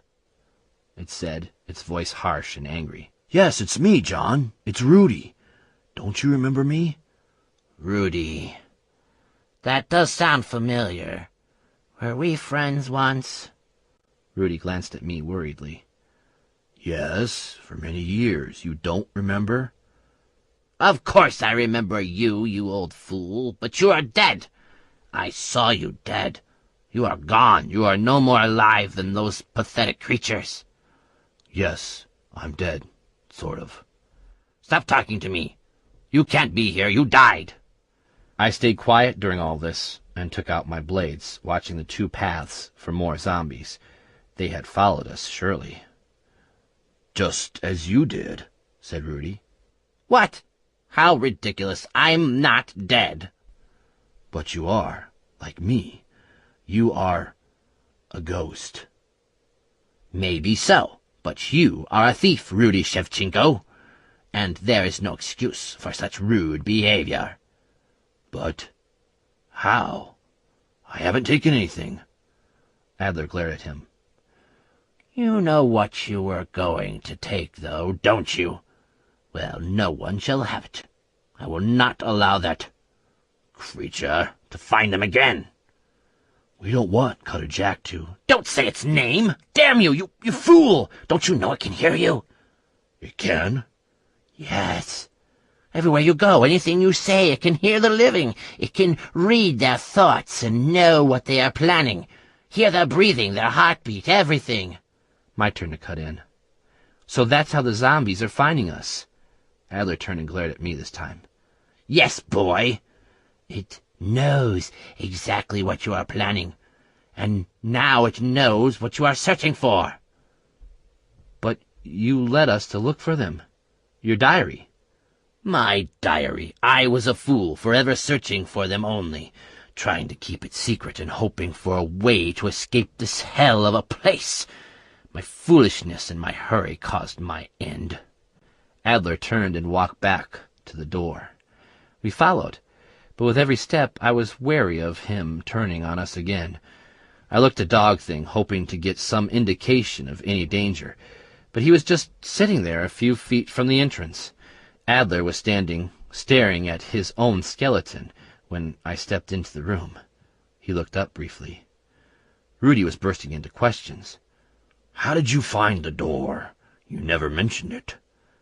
I didn't find it while you were still alive, Rudy. It was long after. I used the pass through the Warrens a lot after you died. I can't be completely sure of it, but right after I found you dead, I traveled across the plateau. He was there. It was there. I sensed him, but could not see him. He knew where I was. So after that, I took to using the pass through the Warrens, hiding whenever his creations wandered past. Every time I tried to get to the trash yard or to the bus, I could sense him. I could feel that he was there. That fear stopped me from trying to leave for weeks. "Zombies?" said Rudy. Pardon?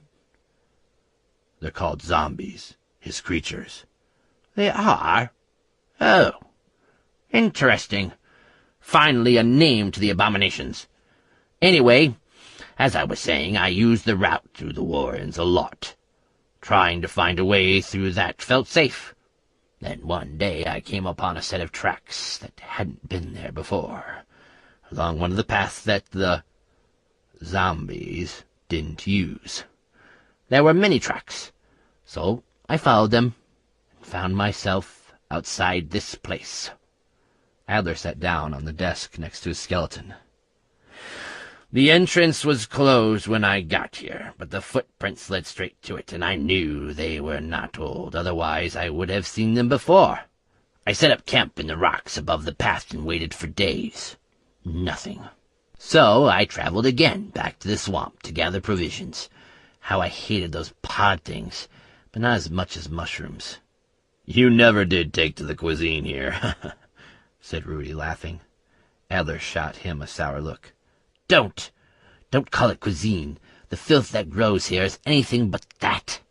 Adler sighed.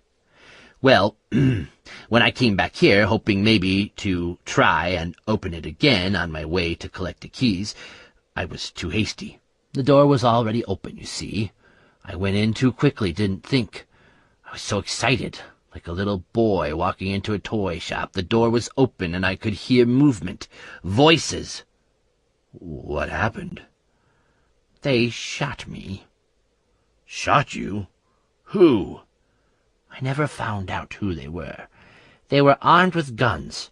Strange guns, the likes of which I had never seen before.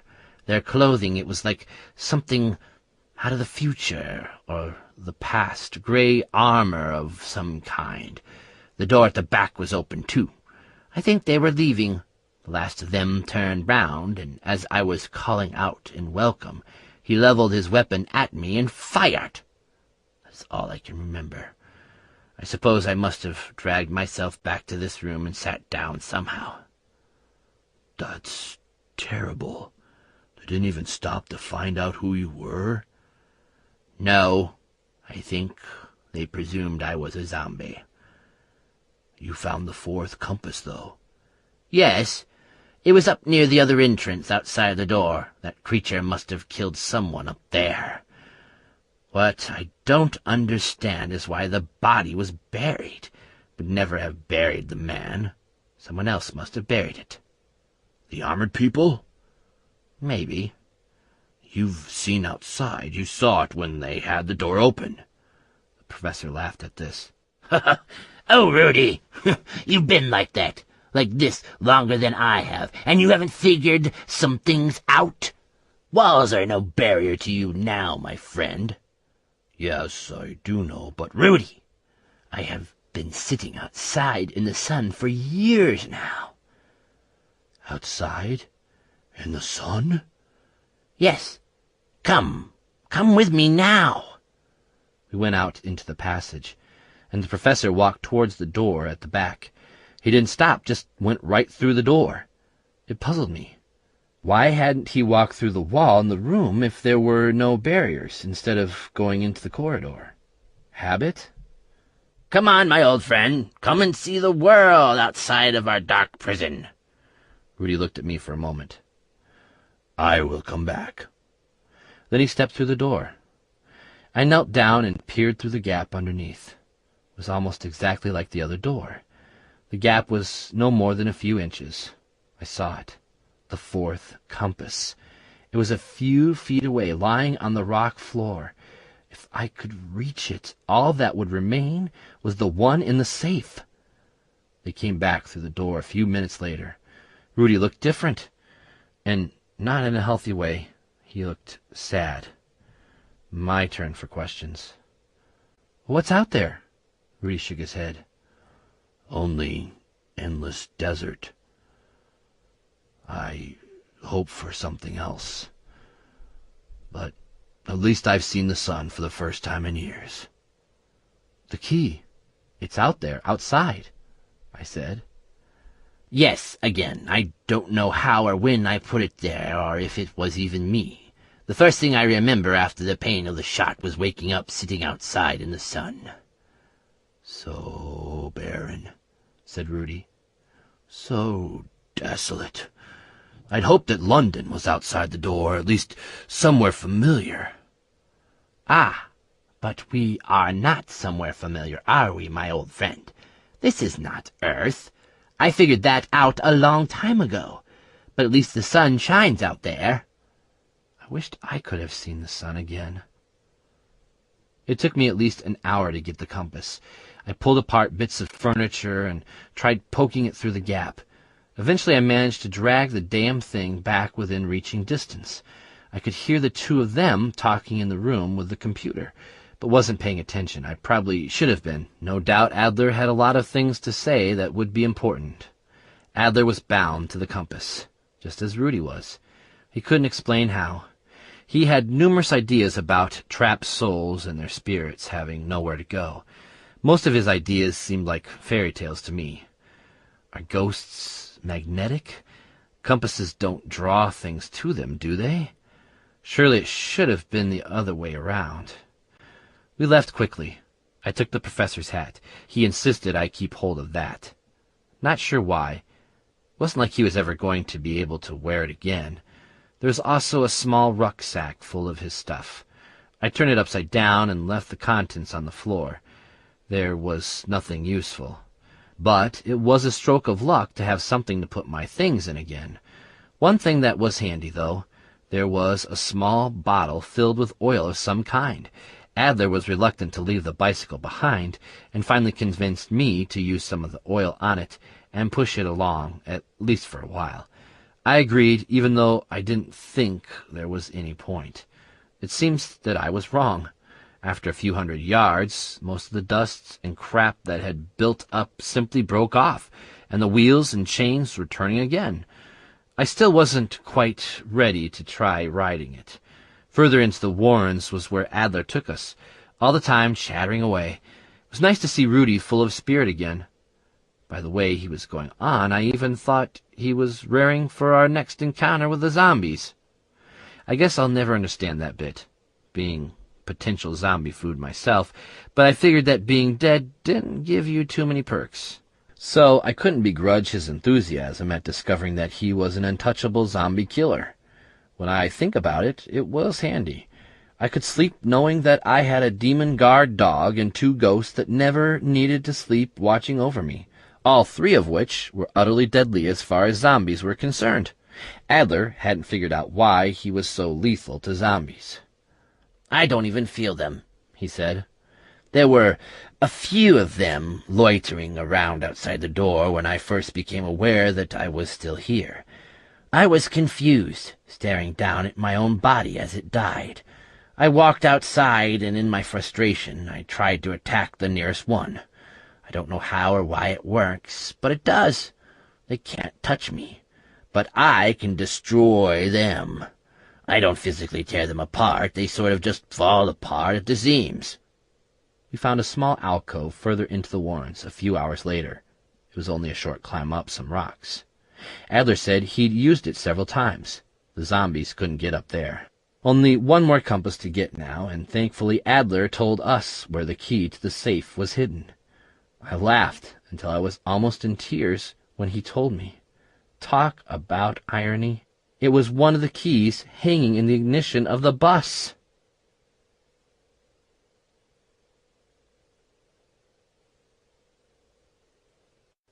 Day 37. Is it really 37 days since I got here? Every time I write the day in this journal now, it seems like an eternity.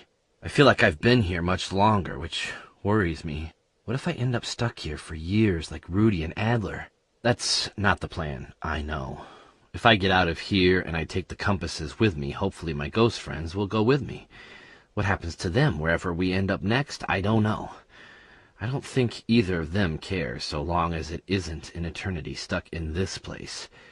We spent nearly the entire day heading through the warrens, and I camped out again in another nook up in the rocks.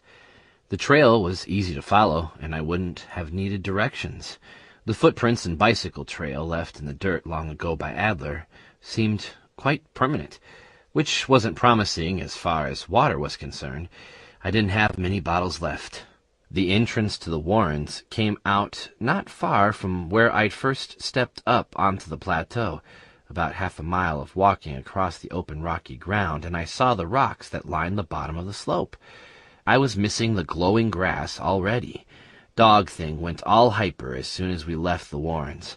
I guess that we were back on his home ground now, barely a mile through the mushrooms to reach the bus. You know, I don't think Adler and Rudy stopped talking even once during the whole time. You would have thought they were 2 old friends, still alive, and just out for a walk in the park somewhere instead of two ghosts.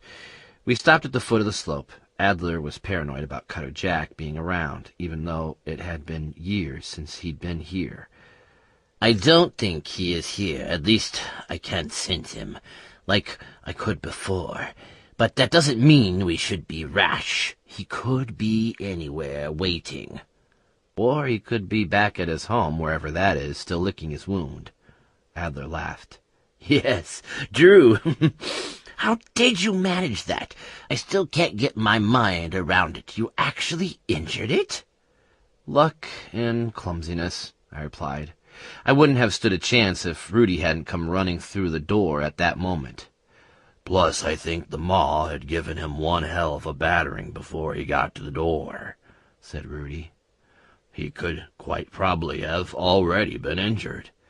"Yes," said Adler. "He is wary of the maw, and rightfully so. I have seen first-hand what they are capable of. Well, so have you." I looked over at Dog Thing and wondered again why such a creature had decided to become my friend. I picked up the pace a bit, and soon we were walking through mushrooms again, following the marker poles. I had too many questions for Adler, so many that I couldn't remember half of them. Did you ever find out who put these markers here? "No, though I did repair a few that had fallen down. They are old, I know that much. I can only suspect that this place has had people coming through it for a long time. Well, there is evidence all around us, is there not? The junkyard, the city, buildings dotted all over the place that have been run down for what might be centuries. It has puzzled me for years. Were they made here, or are they like other things brought here by some mysterious occurrence?" "I think they were brought here," I replied. "It's all too random. Take the city, for example. It just starts. There's no reason for the roads to be where they are. It's almost like they were once attached to other roads and still should be, but a chunk of it was picked up and dumped right there." Adler was nodding. "Exactly my point." "Even some of the roads are broken up, where a rock underneath has pushed them up. Rock doesn't do that, does it? Tree roots I can understand, but a rock pushing its way up through the road seems too odd to me." "Yes, indeed, and the building on the edge of the swamp. Have you noticed that they are sitting on top of a sandbank? I looked. In one of the cellars, the walls have collapsed and sand has poured in. Who builds foundations into sand when there is solid rock only a few feet away?" We camped out in pretty much exactly the same spot that Dog Thing and I had used on our trek through the mushroom field the first time, underneath the giant mushrooms. I'm almost certain that I slept under the same one. It seems so long since we made that journey, like it was years ago. It's hard to believe that it has only been a few weeks. Day 38. The weirdest thing happened. I awoke hours later having had another dream, the first in days. Adler and Rudy were sitting over near the marker pole a few yards away. Dog Thing was underneath one of the mushrooms. He was sleeping, I think, though I don't know if he ever really sleeps the way people do. It started raining again, just like that. One moment ominous silence, and the next moment there was torrential rain, just as it had been the last time we passed this way. Yes, last time it had been drizzling for a day or so before, but the torrential downpour had happened while we had been under the mushrooms. In the dream I was walking round a house. It was not a place that I had been to before, though it seemed familiar somehow.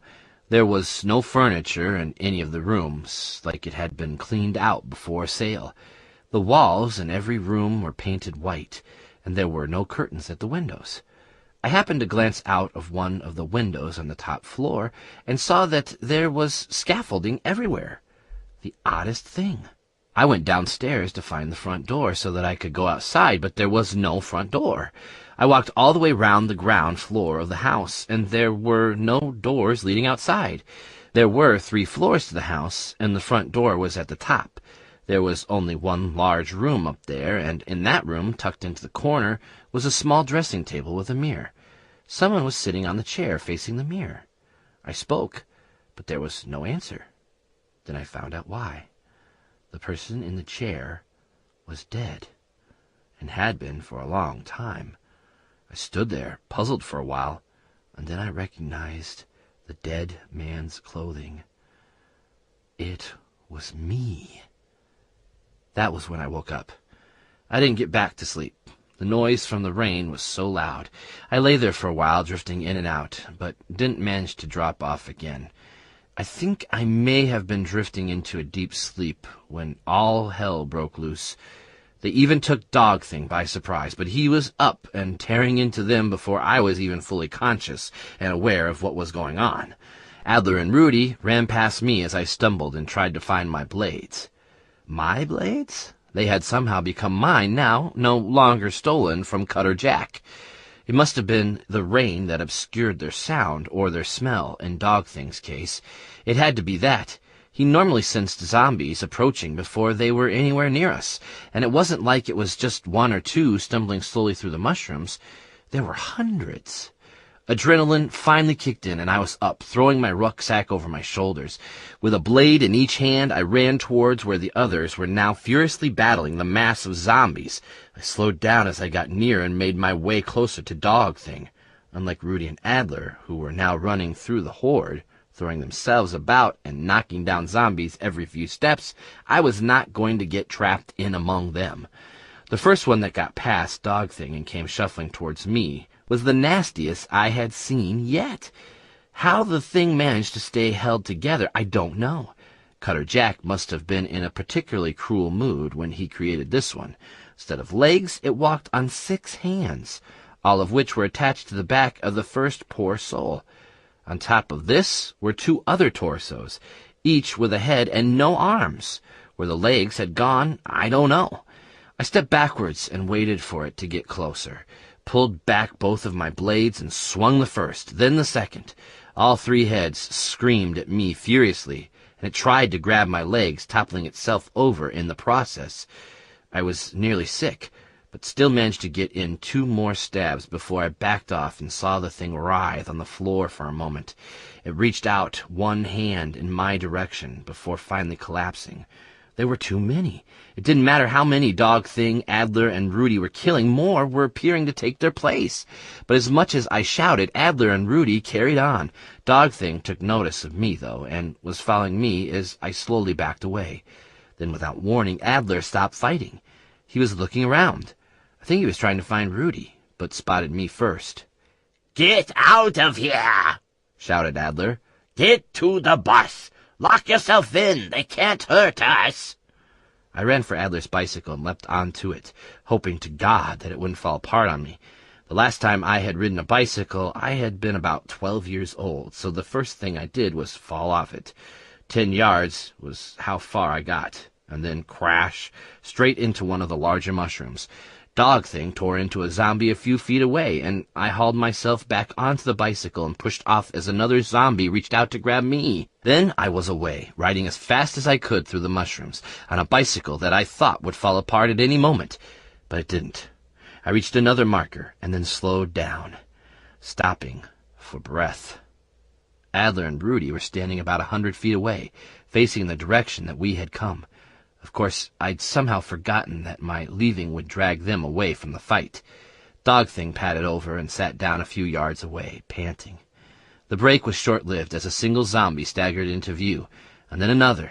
These ones were moving faster than normal. I don't know why. Maybe Cutter Jack's experiments had yielded better results with these few. Dog Thing turned and growled. "No, leave them," I said, and started cycling away again. Thankfully, Dog Thing did leave them.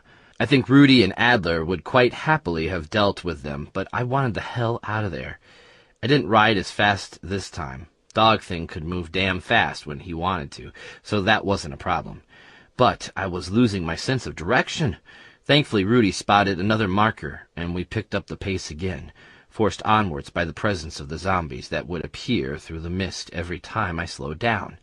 After an hour of this, I was beginning to tire. My legs were screaming at me. I'd forgotten how much work riding a bicycle was. I protested when Rudy ordered me to stop and rest for a few minutes, but I couldn't really argue, although I had become a little more resilient after living here for over a month. I was still no athlete, and this was pushing it. We'd reached the junkyard at last, or at least the start of it, and I collapsed next to the first pile of junk that I saw. I smiled. A few yards was the familiar pile of bicycles and prams that I had built, which meant we weren't far from the bus. We'd left the zombies behind, even the faster ones, so I walked, leaning on the bicycle. I know it would have been much easier to ride if the ground hadn't been so uneven and muddy. Plus, my legs felt like jelly. A while later, we reached the bus. The relief of seeing it looming in the darkness was short-lived, though. Something had been waiting for us. There, sitting on its haunches at the back of the bus, was a creature I had not seen before, but I knew what it was immediately. The gray, lizard-like skin was stretched taut over its powerful frame. It was larger than Dog Thing, much larger, and as close to a cross between a panther and a crocodile as you could get. I stopped in my tracks, dropped the bicycle, and reached for my blades as it stood up and stretched its legs casually. Dog Thing growled, and the creature answered with a hiss. So, this was the mysterious species that had been killed in the storeroom at the back of the shop. That meant it was killable. But it didn't help much when it was bounding towards me, its massive jaw opening to reveal rows of teeth that would make a shark envious. Dog Thing leapt at its throat, but the creature reared up and batted him aside with one of its massive paws, sending him hurtling away over a pile of junk to disappear into the darkness with a crash. I stood my ground, crouching, hoping desperately that somehow these two blades would be enough to hurt the creature. Adler and Rudy ran past me, charging at it, but they fell straight through it. This was no unliving abomination that could be hurt by ghosts. Their attempt did slow it down, though, but only for a moment. It jumped at me, and I lashed out in return, feeling the flat of the blade hit its skin and deflect off as I was thrown to the floor. Then it was on me. One massive paw pushed against my chest, crushing my ribs. It looked down at me and bared its teeth, but it just stayed there. Why hadn't it killed me? Then I heard the footsteps behind me and saw a long, pale hand pick up the blade that lay on the floor next to me. I told you I would find you, little rat. As Cutter Jack stood over me, I saw his face for the first time. If I thought that zombies were hideous, they were nothing compared to what stared back at me out of that hood. I knew at that moment that Cutter Jack was no human and never had been. He was too alien, too grotesque to have been one of his own experiments. Everything about his face said death. His skin was pale, almost transparent, and a mass of scars, though there were no veins visible underneath. His features were twisted as though they had been carved up and sewn back together many times. He had only one visible eye, blackened and bloodshot. The other was sewn over, crossed by a stitched scar that ran from his pointed chin to the top of his forehead. But no surgeon had made these stitches. Instead, metal staples stuck out every inch or so along the opening, and between them I could see the gray bone of his skull, cracked and rotten where the staples had been forced in. The skin around his mouth was drawn back and taut, showing rows of sharpened, bloody teeth. Where his nose should have been, there was just a gaping hole, split by a small, sharp sliver of bone. My senses were assaulted by a rank, musty stench that somehow spoke to me of death that was far older than anything I had ever known. There was something in those eyes that I will remember always, a malevolence that hated not only what it was seeing, but possibly everything living that had ever existed. This was the creature that now stood over me, his pet, pinning me to the ground with a force that I was unable to resist. He was even taller than I had first thought, easily over 8 feet in height, probably closer to 9. His body was thin and gaunt, like a ragged skeleton, over which the darkest, dirtiest clothing was hung. He leaned closer to me so that his face was barely inches from mine, stared me straight in the face, and smiled. There was no warmth in that smile. It was a smile of victory, the kind that only the most wicked of hunters saves for taunting his helpless victims before ending them. I wondered if that was what I was about to become, and whether it would last very long. Was I about to become a plaything? A toy to torture? Was my fate the same as all those countless abominations that walked the dark mists of this place? Part of me longed at that moment for it to be all over. Do with me as you please, I thought. I have had enough of running now. Be still, he hissed. I did as I was told, but then I realized he wasn't talking to me. He was commanding the lizard creature. A lizard cat that had me pinned to the ground. It lifted its paw off my chest, but still bared its razor-sharp metallic teeth at me. I coughed and drew a sharp breath in. Then Cutter's attention was on me again. I think you have something that is mine, little rat, he rasped, his voice rattling like his lungs were filled with water or with blood. He reached down and pulled at my shirt, searching for the compasses that had slipped and now dug into my back. But then he stopped and stood up, suddenly distracted. His smug grin vanished, replaced by suspicion, his one eye squinting as he looked around.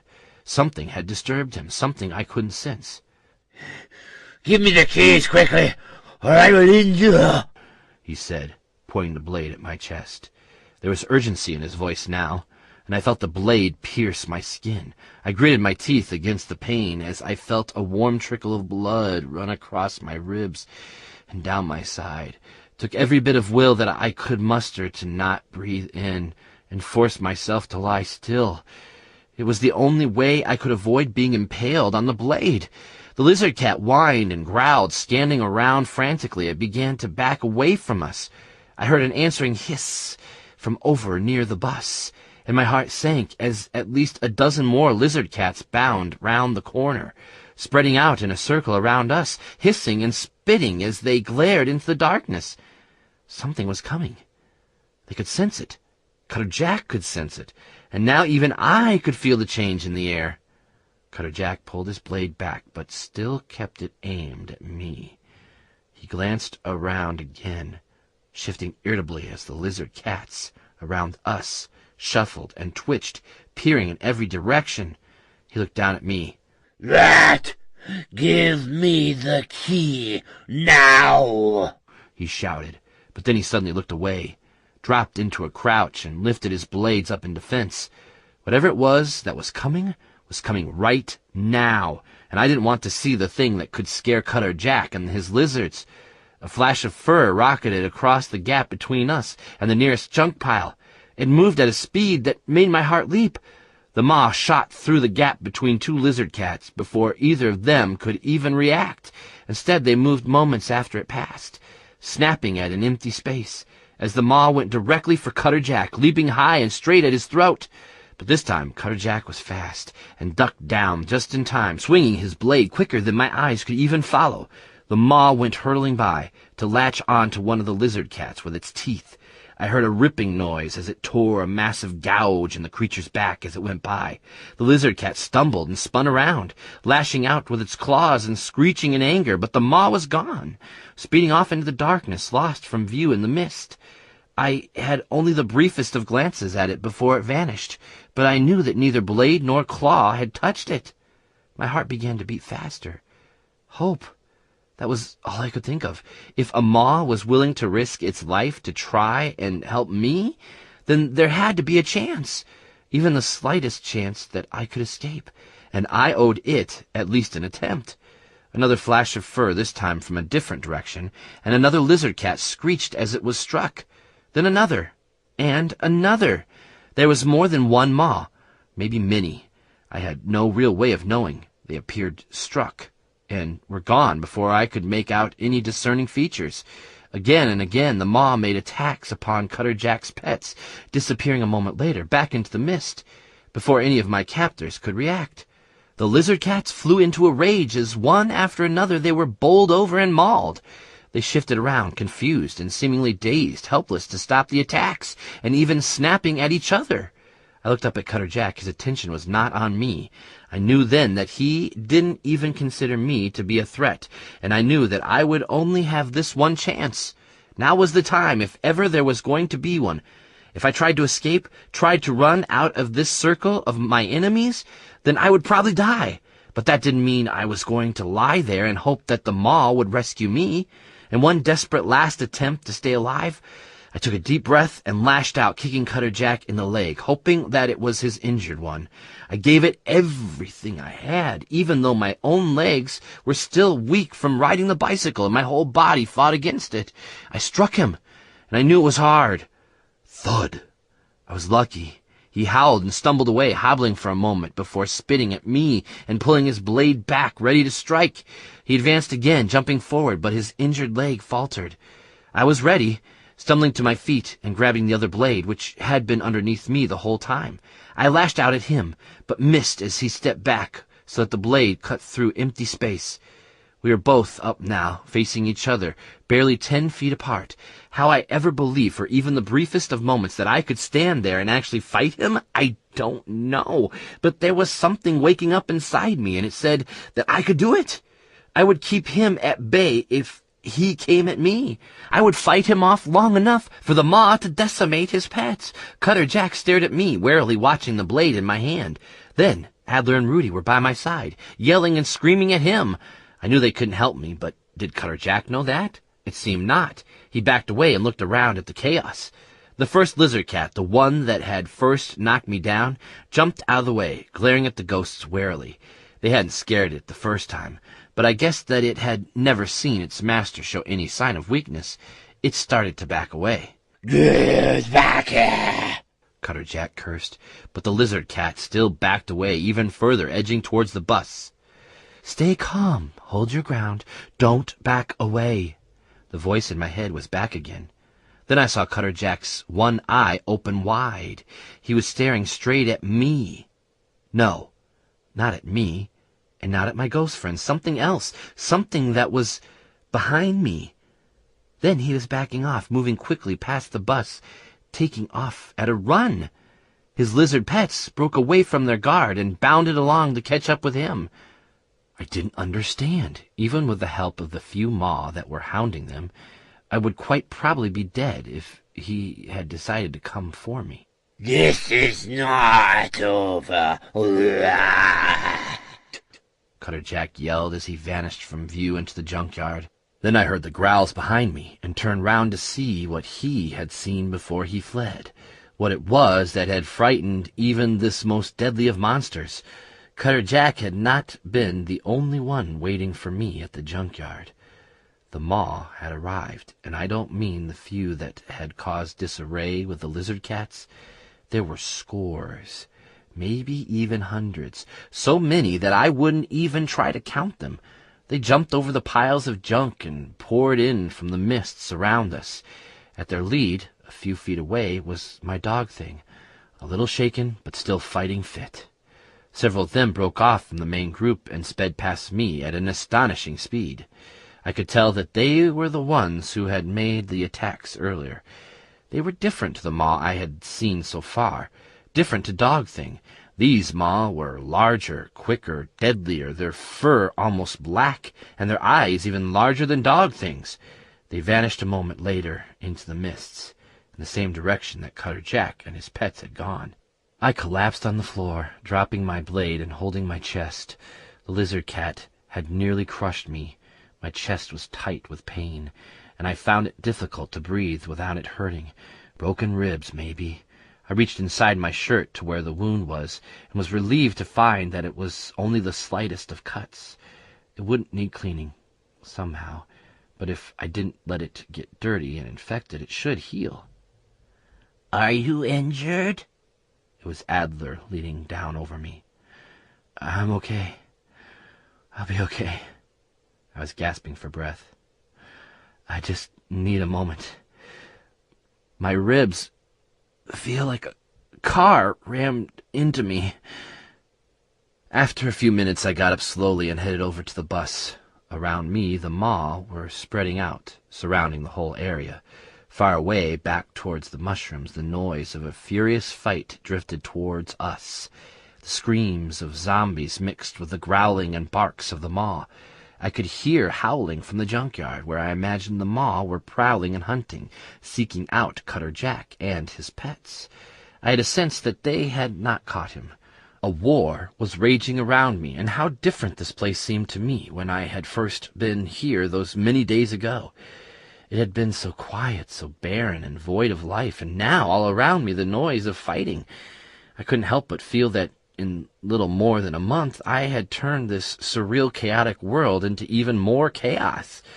I stumbled onto the bus and leaned over into the driver's cab. The keys were still in the ignition, which surprised me. "It's that one," said Adler, pointing to a small bronze key dangling on the loop among a dozen other keys. I pulled them out of the ignition, deciding that it might be better to take them all in case the others had a use. I was confused. "Adler, you said you thought he could hear all of our thoughts and know what we were planning. Well, how come this key is still here if he knows what it opens? Surely he would have read that from my mind." Adler was nodding. "Yes, I believe it was so. But this does suggest that maybe he isn't quite as omniscient as I thought. I was rather confused when we first met. It had been so long since I'd seen anyone else." "Then he may not know everything." "Indeed, this is good news, is it not?" "Yes, of course. If he had known that the safe key was here, it wouldn't be here anymore, and he would already have the safe open, and the last key would be his." "Which means that unless he has managed to break open the safe, the last compass should still be there. Let's go." I stepped off the bus, grabbed my bag, and started hobbling off towards the junkyard. "Are you leaving the bicycle?" asked Adler. I'd forgotten about it, but was glad that Adler hadn't. It made a usable crutch of sorts, taking some of my weight as I moved slowly along. There was no way I was going to ride it again, at least not for now, but I was able to hang my pack over it. Rudy caught up with me. He looked concerned. "You don't need to rest. That was quite a fight, and you took a battering." "I'm good. And we are too close. Plus, we have the maw with us now. We don't have time to mess around. Every minute or hour we give him means another ambush or something worse. I can't let him have the time to plot." "But there's no point if you collapse before we get there." "I'll be fine." In truth, I felt dizzy and sick, but I was determined to go on. Rudy was about to protest further, but Adler shook his head. "James is right. We need to do this now, especially while he has the protection of the maw." Almost as though they knew what to do, the maw broke off from their guard perimeter and split into packs, moving with us, patrolling down all of the different paths through the piles of junk that we passed. I couldn't believe how many of them there were. Hundreds, it seemed. It was as though they had known that something important was about to happen, and had come from all over to be there. There were maw of all sizes. This wasn't just a pack of fighting dogs. They had brought their young as well. On the edge of visibility, I saw a large group of the huge, black-furred ones, herding an even bigger pack of tiny maw, some no bigger than a cat. I smiled at this. Maw puppies. It was then that it clicked. I had never considered it before. I had always presumed that the maw had come from here, that they were natives, and that they belonged here like every other strange thing that I had encountered. But what if they weren't? What if they were the same as us, lost and trapped here? It seemed obvious to me now. They simply wanted to escape this place like we did. That had to be it. It explained so much. Why else would such creatures befriend me when there was so little for them to fear in this place? I always knew that there had to be a reason, and now here they all were, gathered around me, probably the entire pack, going wherever it was that we were heading. Somehow, they must have known that we were making a break for an exit, a way out, and they wanted out too. Without the fear of bumping into zombies or Cutter Jack, we moved fast. I was in a lot of pain, but leaning on the bicycle helped. We soon arrived at my old camp. After over a month, here I was, right back where I had started. There were already fresh zombie kills littering the area. The ground was covered in destroyed bodies, right where the safe poked out from the top of a junk pile. There were several dozen maw lying around the place, licking their paws and scratching their fur like Dog Thing always did after a fight with a zombie. I looked behind me. Dog Thing was still right there, a couple of feet away. He was sticking closer to me now than ever before. "Cutter Jack knew something was here," said Adler. I frowned. It was strange to hear Adler say our enemy's name. I guessed that the professor had thrown away the idea that his thoughts were being read. "Or he knew that James had been here," said Rudy. "Ah, yes, well thought of, Rudy. It makes perfect sense for him to cover every possibility." I climbed up onto the junk and made my way over to where the safe still sat. Some of the maw followed me, hopping across the piles of refuse, smelling in the gaps and glaring into any spot that was dark or able to hide someone or something. It was strange being back here again after so many days. The last time I was here, I couldn't see a thing. My eyes hadn't adjusted to the dark back then, but now I could see clearly. The great wall loomed ahead, blocking all vision past it, and there, tucked away among the junk, was my old camp. The fire in the middle, still piled with fresh logs. I cringed as I looked over and saw that the car wreck was still there, untouched. A shiver went down my spine as I thought of what had been in the footwell, what still probably lay on the floor, the other side of the wall. I wonder if he ever got to Namibia. The safe hadn't moved, and I could see now why I had thought it was strange, why I hadn't recognized it for what it was. The door was on the underside, where I couldn't open it, where I would never have seen it when I first arrived. I would need to turn it over. I leaned on it for a moment, waiting for the pain in my chest to stop. I nearly laughed. How ironic that when I return here, I'm not in a much better state than when I first arrived. As I was propping myself up on the safe, I happened to glance down. Something metallic was lying on the floor a few feet away, tucked underneath a broken kitchen table. I crouched down, reached into the gap, and plucked it from among the broken glass. It was my mobile phone. The first thing I tried was switching it on, like it would have been any use. Of course, there was nothing. The battery must have run down. I looked at it puzzled. It was my phone, sure enough, but somehow it was wrong. I couldn't place why. Adler and Rudy were watching me the whole time. "Find something?" I smiled. My phone. I wondered where it had gone. Adler frowned and peered at it. "That is a phone?" he said, shaking his head. "How things have changed in the decades I have been here." We all stood frowning at the safe, puzzling over what to do with it. "So, are we going to get that thing tipped over?" asked Rudy. "Ah, yes," said Adler. "It seemed like a good idea at the time, turning it over." Hosepipe. "Hosepipe?" asked Rudy. I even remembered where I'd found it before. It wasn't far from the old camp, only a 10-minute walk. It didn't mean backtracking on ourselves a bit. I couldn't think of another way of moving the safe. All this junk lying around, and nothing looked useful for shifting it. It took a while to haul the rest of it out from underneath all the trash and rubble. The last time I had been here, I had cut off a bit that was quite easy to get at. I didn't have the luxury this time. I couldn't move some of the rubble, but I managed to uncover enough of the hose pipe to make a loop round the safe and give me a few feet to pull on. I was so relieved when it worked. After pulling and pulling for what seemed hours, I finally managed to topple the safe over onto one side. The noise was thunderous as it crashed through the piles of wood and broken glass, hitting the rock floor with a loud crack.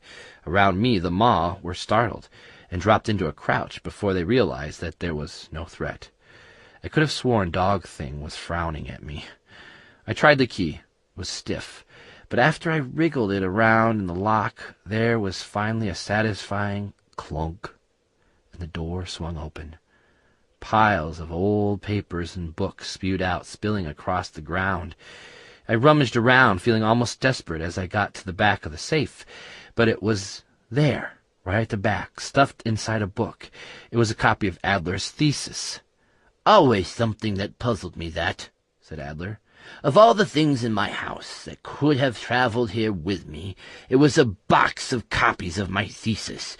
They were due to be picked up and taken to Oxford University after I had signed them.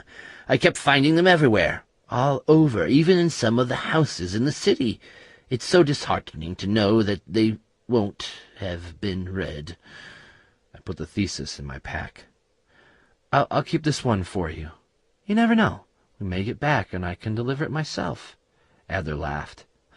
"Only a few decades late."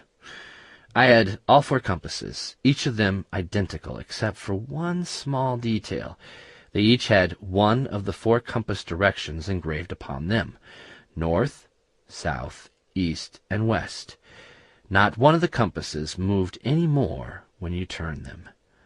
I held them up, each dangling on an identical chain. So what do I do with these then? Rudy and Adler stood watching me. "I have absolutely no idea," said Adler. "I know we have to find the way to the house that was never built, from the scaffolding, but once we are there, we are walking blind, I must admit. I had hoped that something significant might happen when all of them were together." What do you mean? "I haven't a clue, my friend." Let's go and find out, then. We set off across the junkyard once more, heading straight towards the scaffolding. What is the house that was never built, Adler? Just a name for the strange structure that appears to not even be there. I am not sure. I am certain that it has something to do with the scaffolding. It is strange, is it not? The scaffolding is there, like it surrounds a building, but there is no building. Such a curious thing. Is it for another purpose, I wonder? Did you ever go to the top? No. You never went up to see, even out of curiosity? No, I didn't have time. I was too busy scavenging for food and water, too busy starving. Ah, that's a shame. If you had gone up there, you might have ventured far enough to see the door. It's quite odd, just sitting there in the middle of nowhere. No hole for a key or anything useful, though. How does that make it a device? It's not as I understand it, anyway. But I believe the door is special in some way, that it might even be the device. I have not seen inside the door, if indeed it even goes inside anything. I read about it in a journal of sorts that I found in the city. It described what the person had found. Our nemesis also blurted some of his secrets once, while he was trying to get into the house on Merriweather Avenue. In between his curses, beyond the door, should be whatever he used to travel between places. How he did it, or how he used the keys, well, I don't know. We passed the mountain of books that I remembered discovering on my expedition out from the first camp. Something had been rummaging in them since I was last here. Or maybe there were simply more books. I couldn't be certain. It had been a reasonably neat, if not huge, pile. Now they were strewn all over the ground like someone had been searching for something. The mob became fidgety as we approached the scaffolding site, and as we made our way round one of the massive junk hills, and the skeletal structure came into view, I found out why. There were zombie bodies everywhere, or at least bits of them. I hadn't heard any fighting as we approached, so the mob must have fought this battle long before we arrived. I trod carefully through the carnage, carefully keeping my distance in case one of them happened to still be moving. I never had a proper look at the scaffolding the first time I came by this way, and certainly didn't notice that it led round in a spiral, all the way from the ground to maybe 5, 6, or more levels high. I had an eerie feeling that I had been up there before, some kind of déjà vu, but I couldn't remember when or why. The memories were right there, hidden from me, screaming to pour out. There was something terribly familiar about all of it, and somehow I knew that there was something up that scaffolding that was waiting for me, something that had been waiting for me the whole time that I had been here. There was only one way to find out. It was on the 3rd floor. A door. Just a plain wooden door. But until you stood facing it, you couldn't see it. A single step in both directions, and it simply vanished from view. I reached out and pushed the door, but it didn't move. There was no handle to open it with. I remembered the keys and reached into my shirt and pulled them out. Something was happening, something I hadn't expected. One moment there were 4 compasses hanging on chains round my neck, and the next there was only one. I panicked and searched. How could I have lost the other 3? But something about the single compass in my hand was different. It looked closer, and I saw that all the 4 points in the compass were now showing on the one I held in my hand, and the compass was pointing directly ahead of me. "How very curious," said Adler, as he peered over my shoulder. "You were right. Something was supposed to happen," said Rudy. I reached out to the door, feeling solid wood, and pushed. It simply swung open. "Even more curious. It would never open for me," said Adler. "The key," said Rudy. "I mean the compass. It was never whole before." I hesitated for a moment. I hadn't told Adler or Rudy about the dream, about what I thought might be waiting for me in the room beyond the door. Was I going to die in the room beyond the door?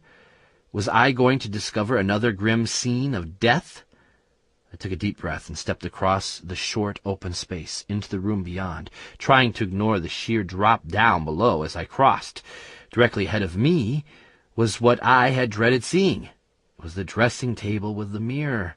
But there was something different here, something that was not the same as the dream. The seat was there in front of the table, but there was no one sitting in it, no dried and withered body. Had I been dreaming about the future? It wouldn't have been the first time. Was my death still to come from this room?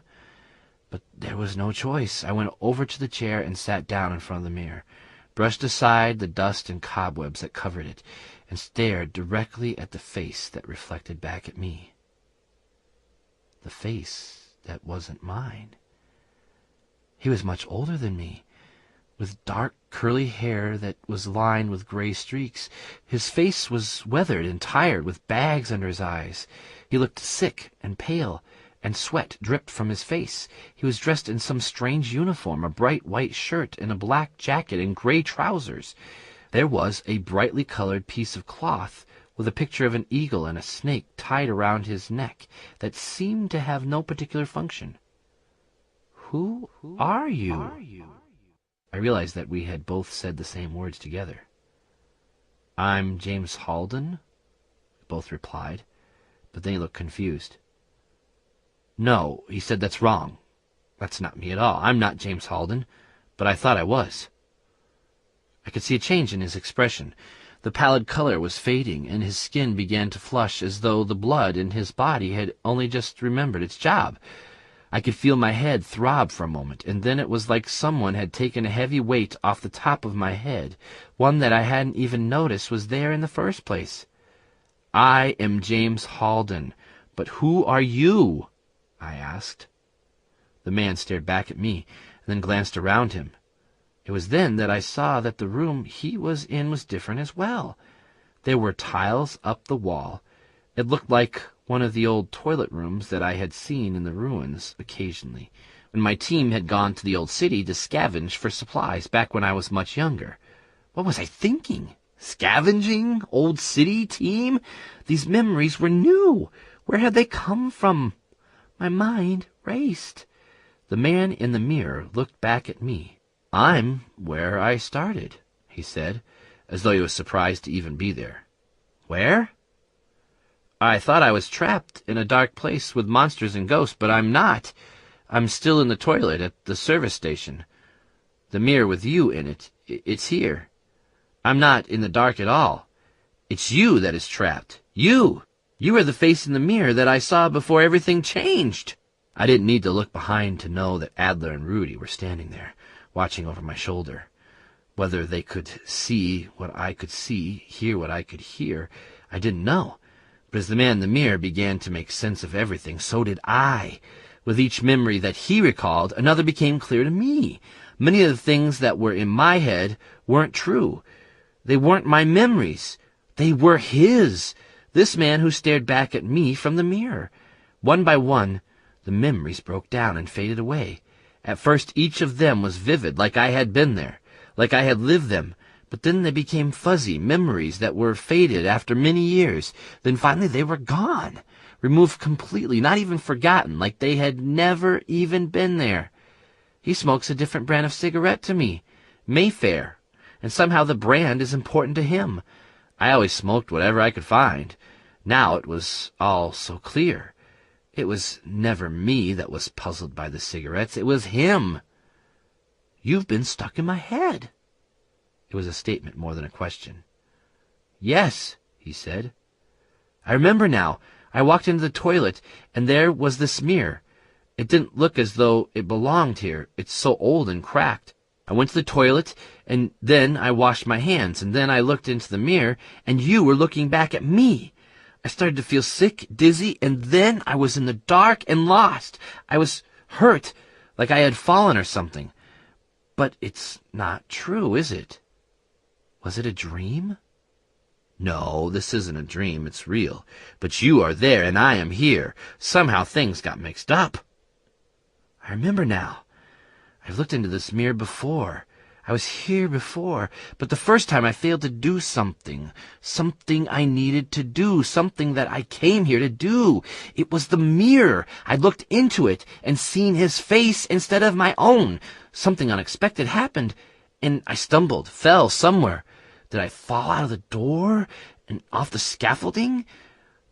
That would explain my injuries. Did I bang my head?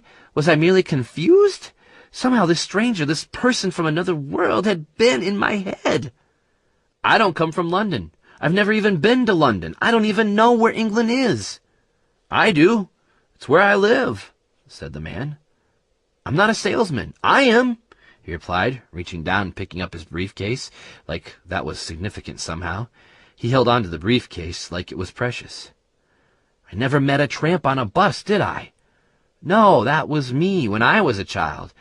I never knew his name until now. He was called Rudy, but I have never met him again since. No, but I have. How did this happen? He asked. I just saw everything. I just spent the last God knows how many days in that place. I don't know. Somehow, when we both looked into the mirror, we got mixed up. I've been stuck in your head all this time, when in truth I was standing right here in the toilet. How long have I been standing here? He looked at his mobile phone. 10 minutes? He said. I've only been here for 10 minutes? I mirrored him, taking out the mobile phone I had found earlier. I shook my head, confused. I had no idea what this device was for. Earlier, when I found it, I had known. But now it was only a dead gadget from a forgotten age, with no meaning to me. The man in the mirror looked away. I don't know what he was looking at, but I could sense his relief, his joy at knowing that he was still alive and free. As soon as he stepped out of that toilet door, his life would be normal again. Then he was gone, and I was staring at an empty toilet. Just like that, he left. He didn't even say goodbye. I stood up and turned to Adler and Rudy. I could tell by their shocked expressions that they had witnessed it all. His device, said the voice in my head. His creation for drawing people here. To make his creations. You could not control it. I tried to warn you, but you came here anyway. This was why I was here. This thing in front of me. It may have looked like a mirror, but it was something far more sinister. The memory, or at least part of it, sharpened in my mind, unlike most of my memories, which were scrambled even more now that many of them had left. My previous life in London, somewhere called Earth, Being a salesman, driving a car, riding a bus to work, that was all someone else's memories. Who was I? Where had I come from? I'd spent so many days now searching for a way to get back to a world that wasn't even my own. Was it possible that this was where I had come from? Or maybe one of the doors that led to other places? Was my home through one of those doors? I looked back towards the mirror, and then to Adler and Rudy. That's your world through there. But it's not my world. How can you be sure? Asked Rudy. Because I remember some things.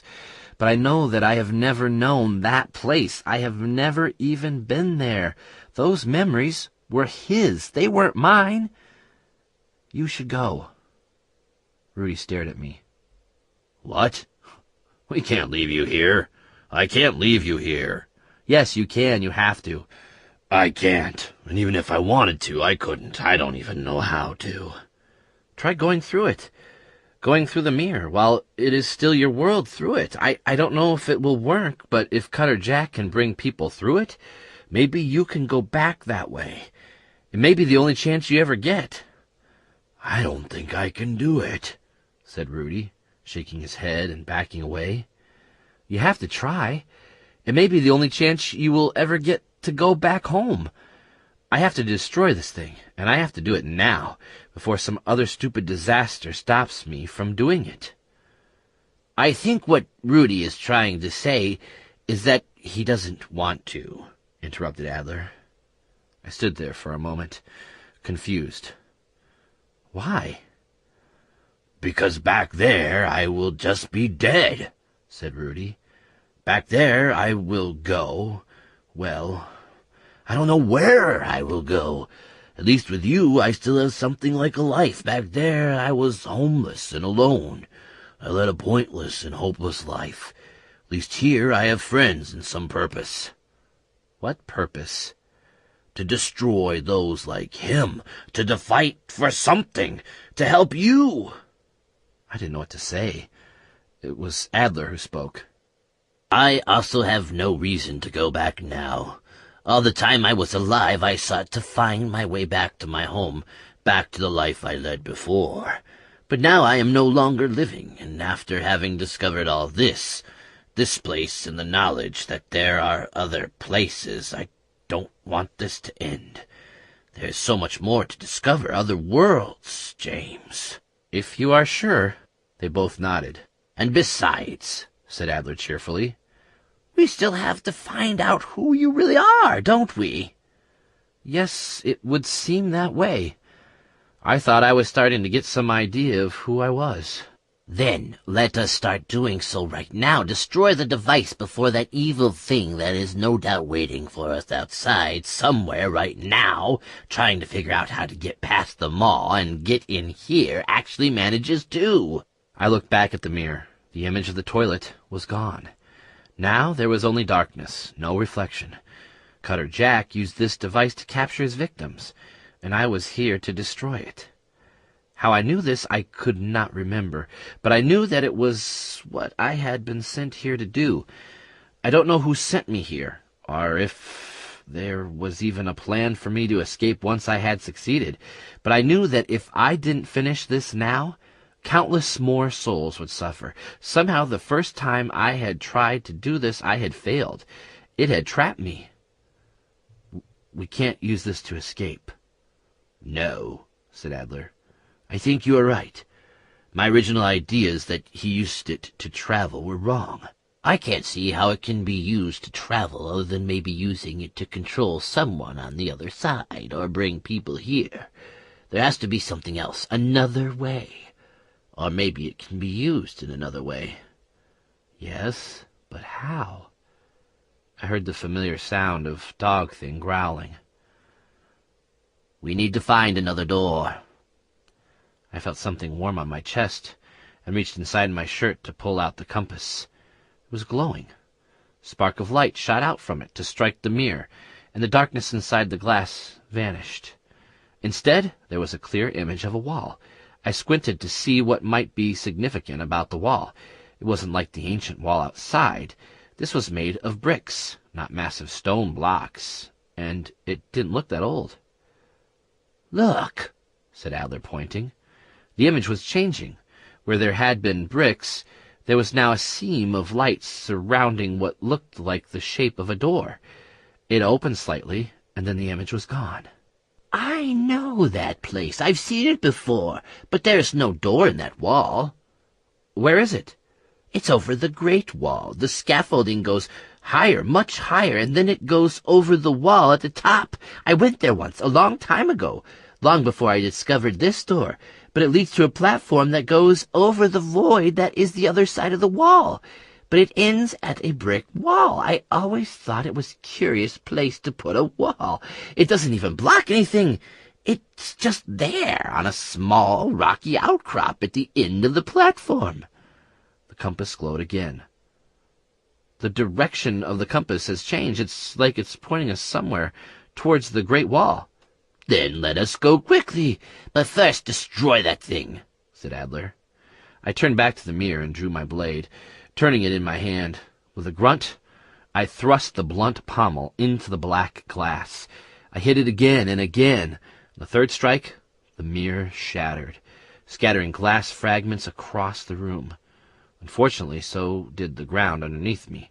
Floorboards collapsed, bricks crumbled, and the roof of the building began to fall in. I stumbled, hauled myself up again, and ran for the entrance. It seemed like the very fabric of the building was being torn apart. Through the gaps in the wall, I could see darkness and mist and things, immense things, clawing at the building and tearing it apart. I reached the doorway and jumped, barely landing on the scaffolding, skidding to a halt a few inches before I toppled over the edge. I turned back around, bracing myself, expecting to see a building collapsing. But there was nothing. Even the door had gone.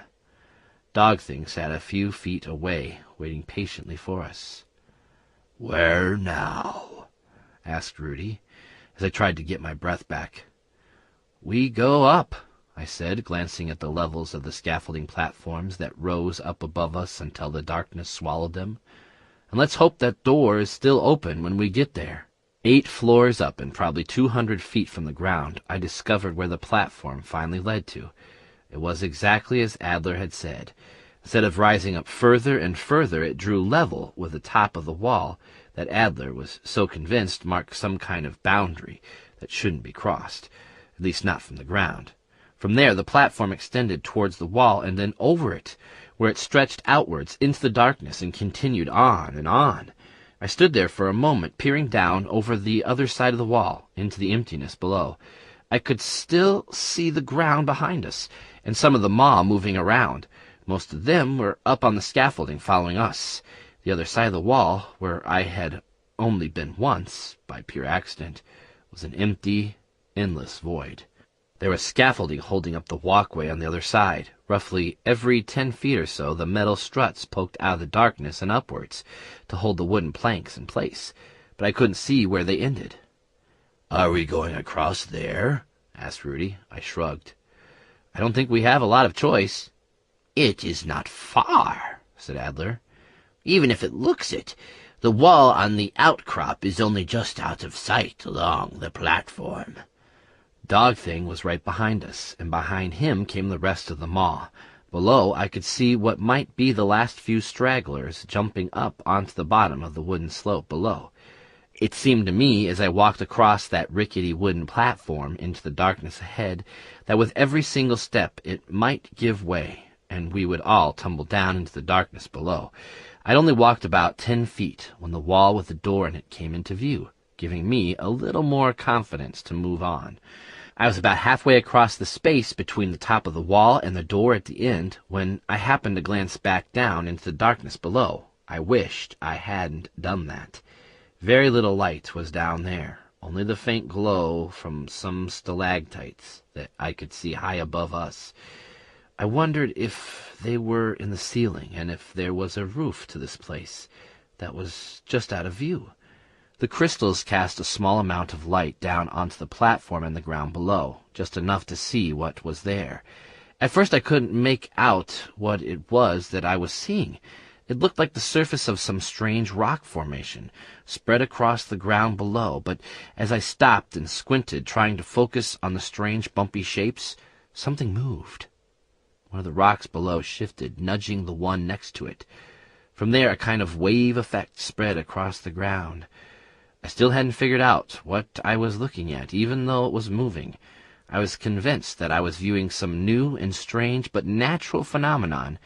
Then one of the rocks looked up and moaned, and I realized that I wasn't seeing the ground at all.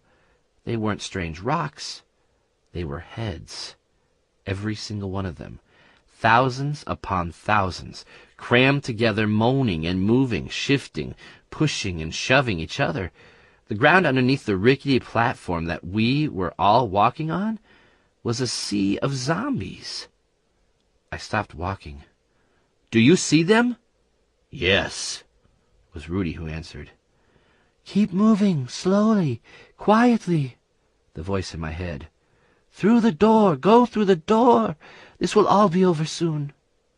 I focused, tried to fight back the fear, the tiredness, and walked slowly forward, every moment telling myself over and over in my head that there was nothing there, nothing below us, only the door.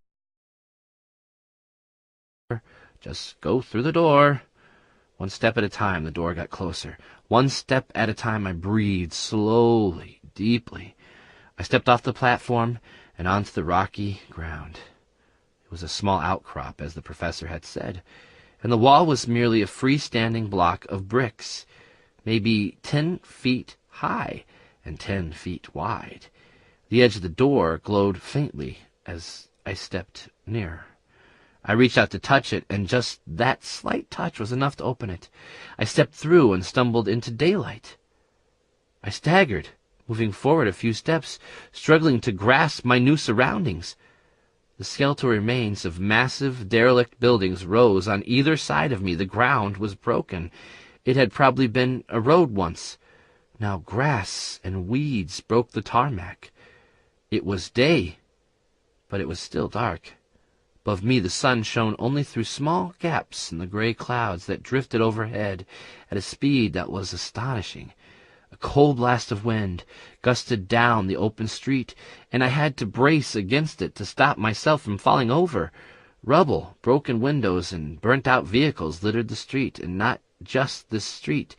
I was standing in a dead end, with a solid wall behind me, except for the hole through which Rudy and Adler now stepped. The street stretched on, and beyond that were more ruined streets, more ruined buildings and vehicle wrecks.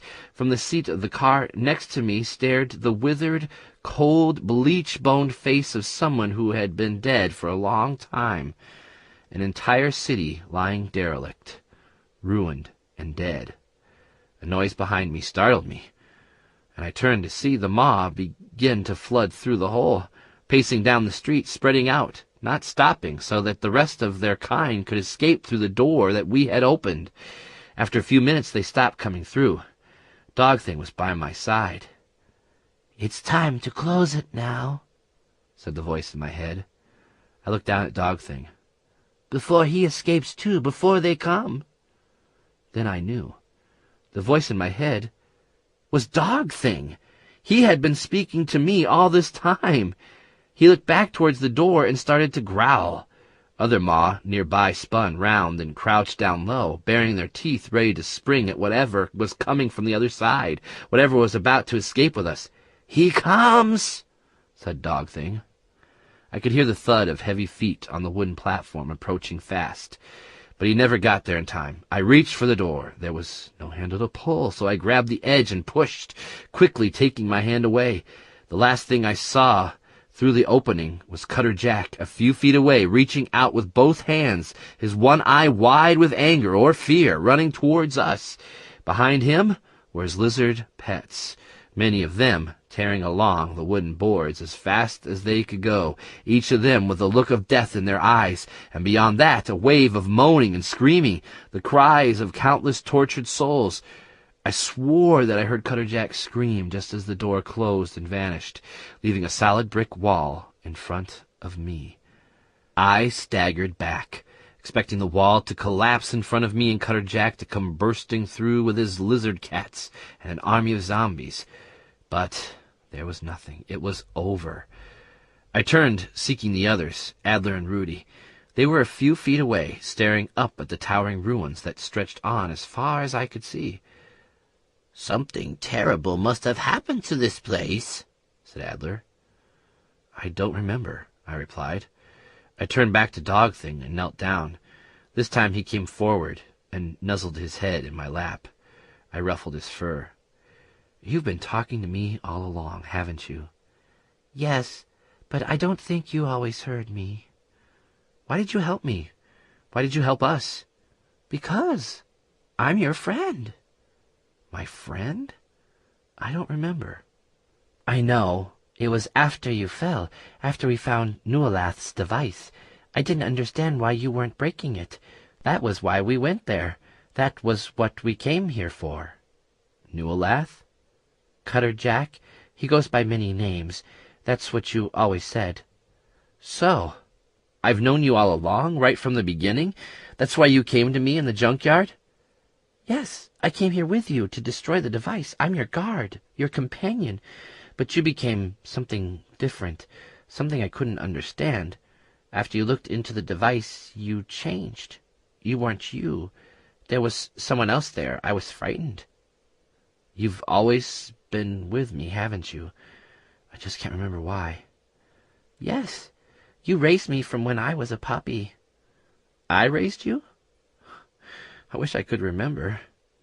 "Ever since I can remember, I've followed you." "But the other Maw, where are they from?" "I'd never seen another one of my kind. They were trapped in there, in Nualath's prison. I found them. They didn't like me at the start, but they became my friends, and I told them that if they helped me, if they helped you, you would help them escape that place forever." "Do you have a name other than Dog Thing?" "No, that's what you always called me." I stood up and looked around at the world we had returned to. Somehow I knew that although we had escaped back to where we had started, this place was no more my home than the prison we had left behind. It should be familiar, but my memories still haven't returned. We found a building not far down the street to camp up in for the night that still had windows and a door that could be shut. Day 39. I slept well for the first time in weeks, and woke up to a sound that in my memory I never even heard before. I looked through the dirt-crusted window and saw that outside Rudy and Adler were listening, smiling, so I opened the door and joined them. A grin crossed my face as I felt the warmth of the sun. High up on the top of the building across the street was a single nest of birds. I didn't know what sort of bird they were. One of them was perched on a ledge just below the nest singing. This is the last page in this journal. I've run out of space to write for now, until I find another book. I'm sure I will soon. So much still to discover, and so many questions still unanswered, all locked away in my own mind. There is a whole new place here for me to explore. Even as I look round, there are things that are somehow familiar, yet my own mind has locked it all away. I should be afraid, like I was when I first came round in the dark in the corridor. But I'm not alone this time. I've got Rudy and Adler, and I've got Dog Thing. It's amazing how much fear is lessened when you have friends to look out for you.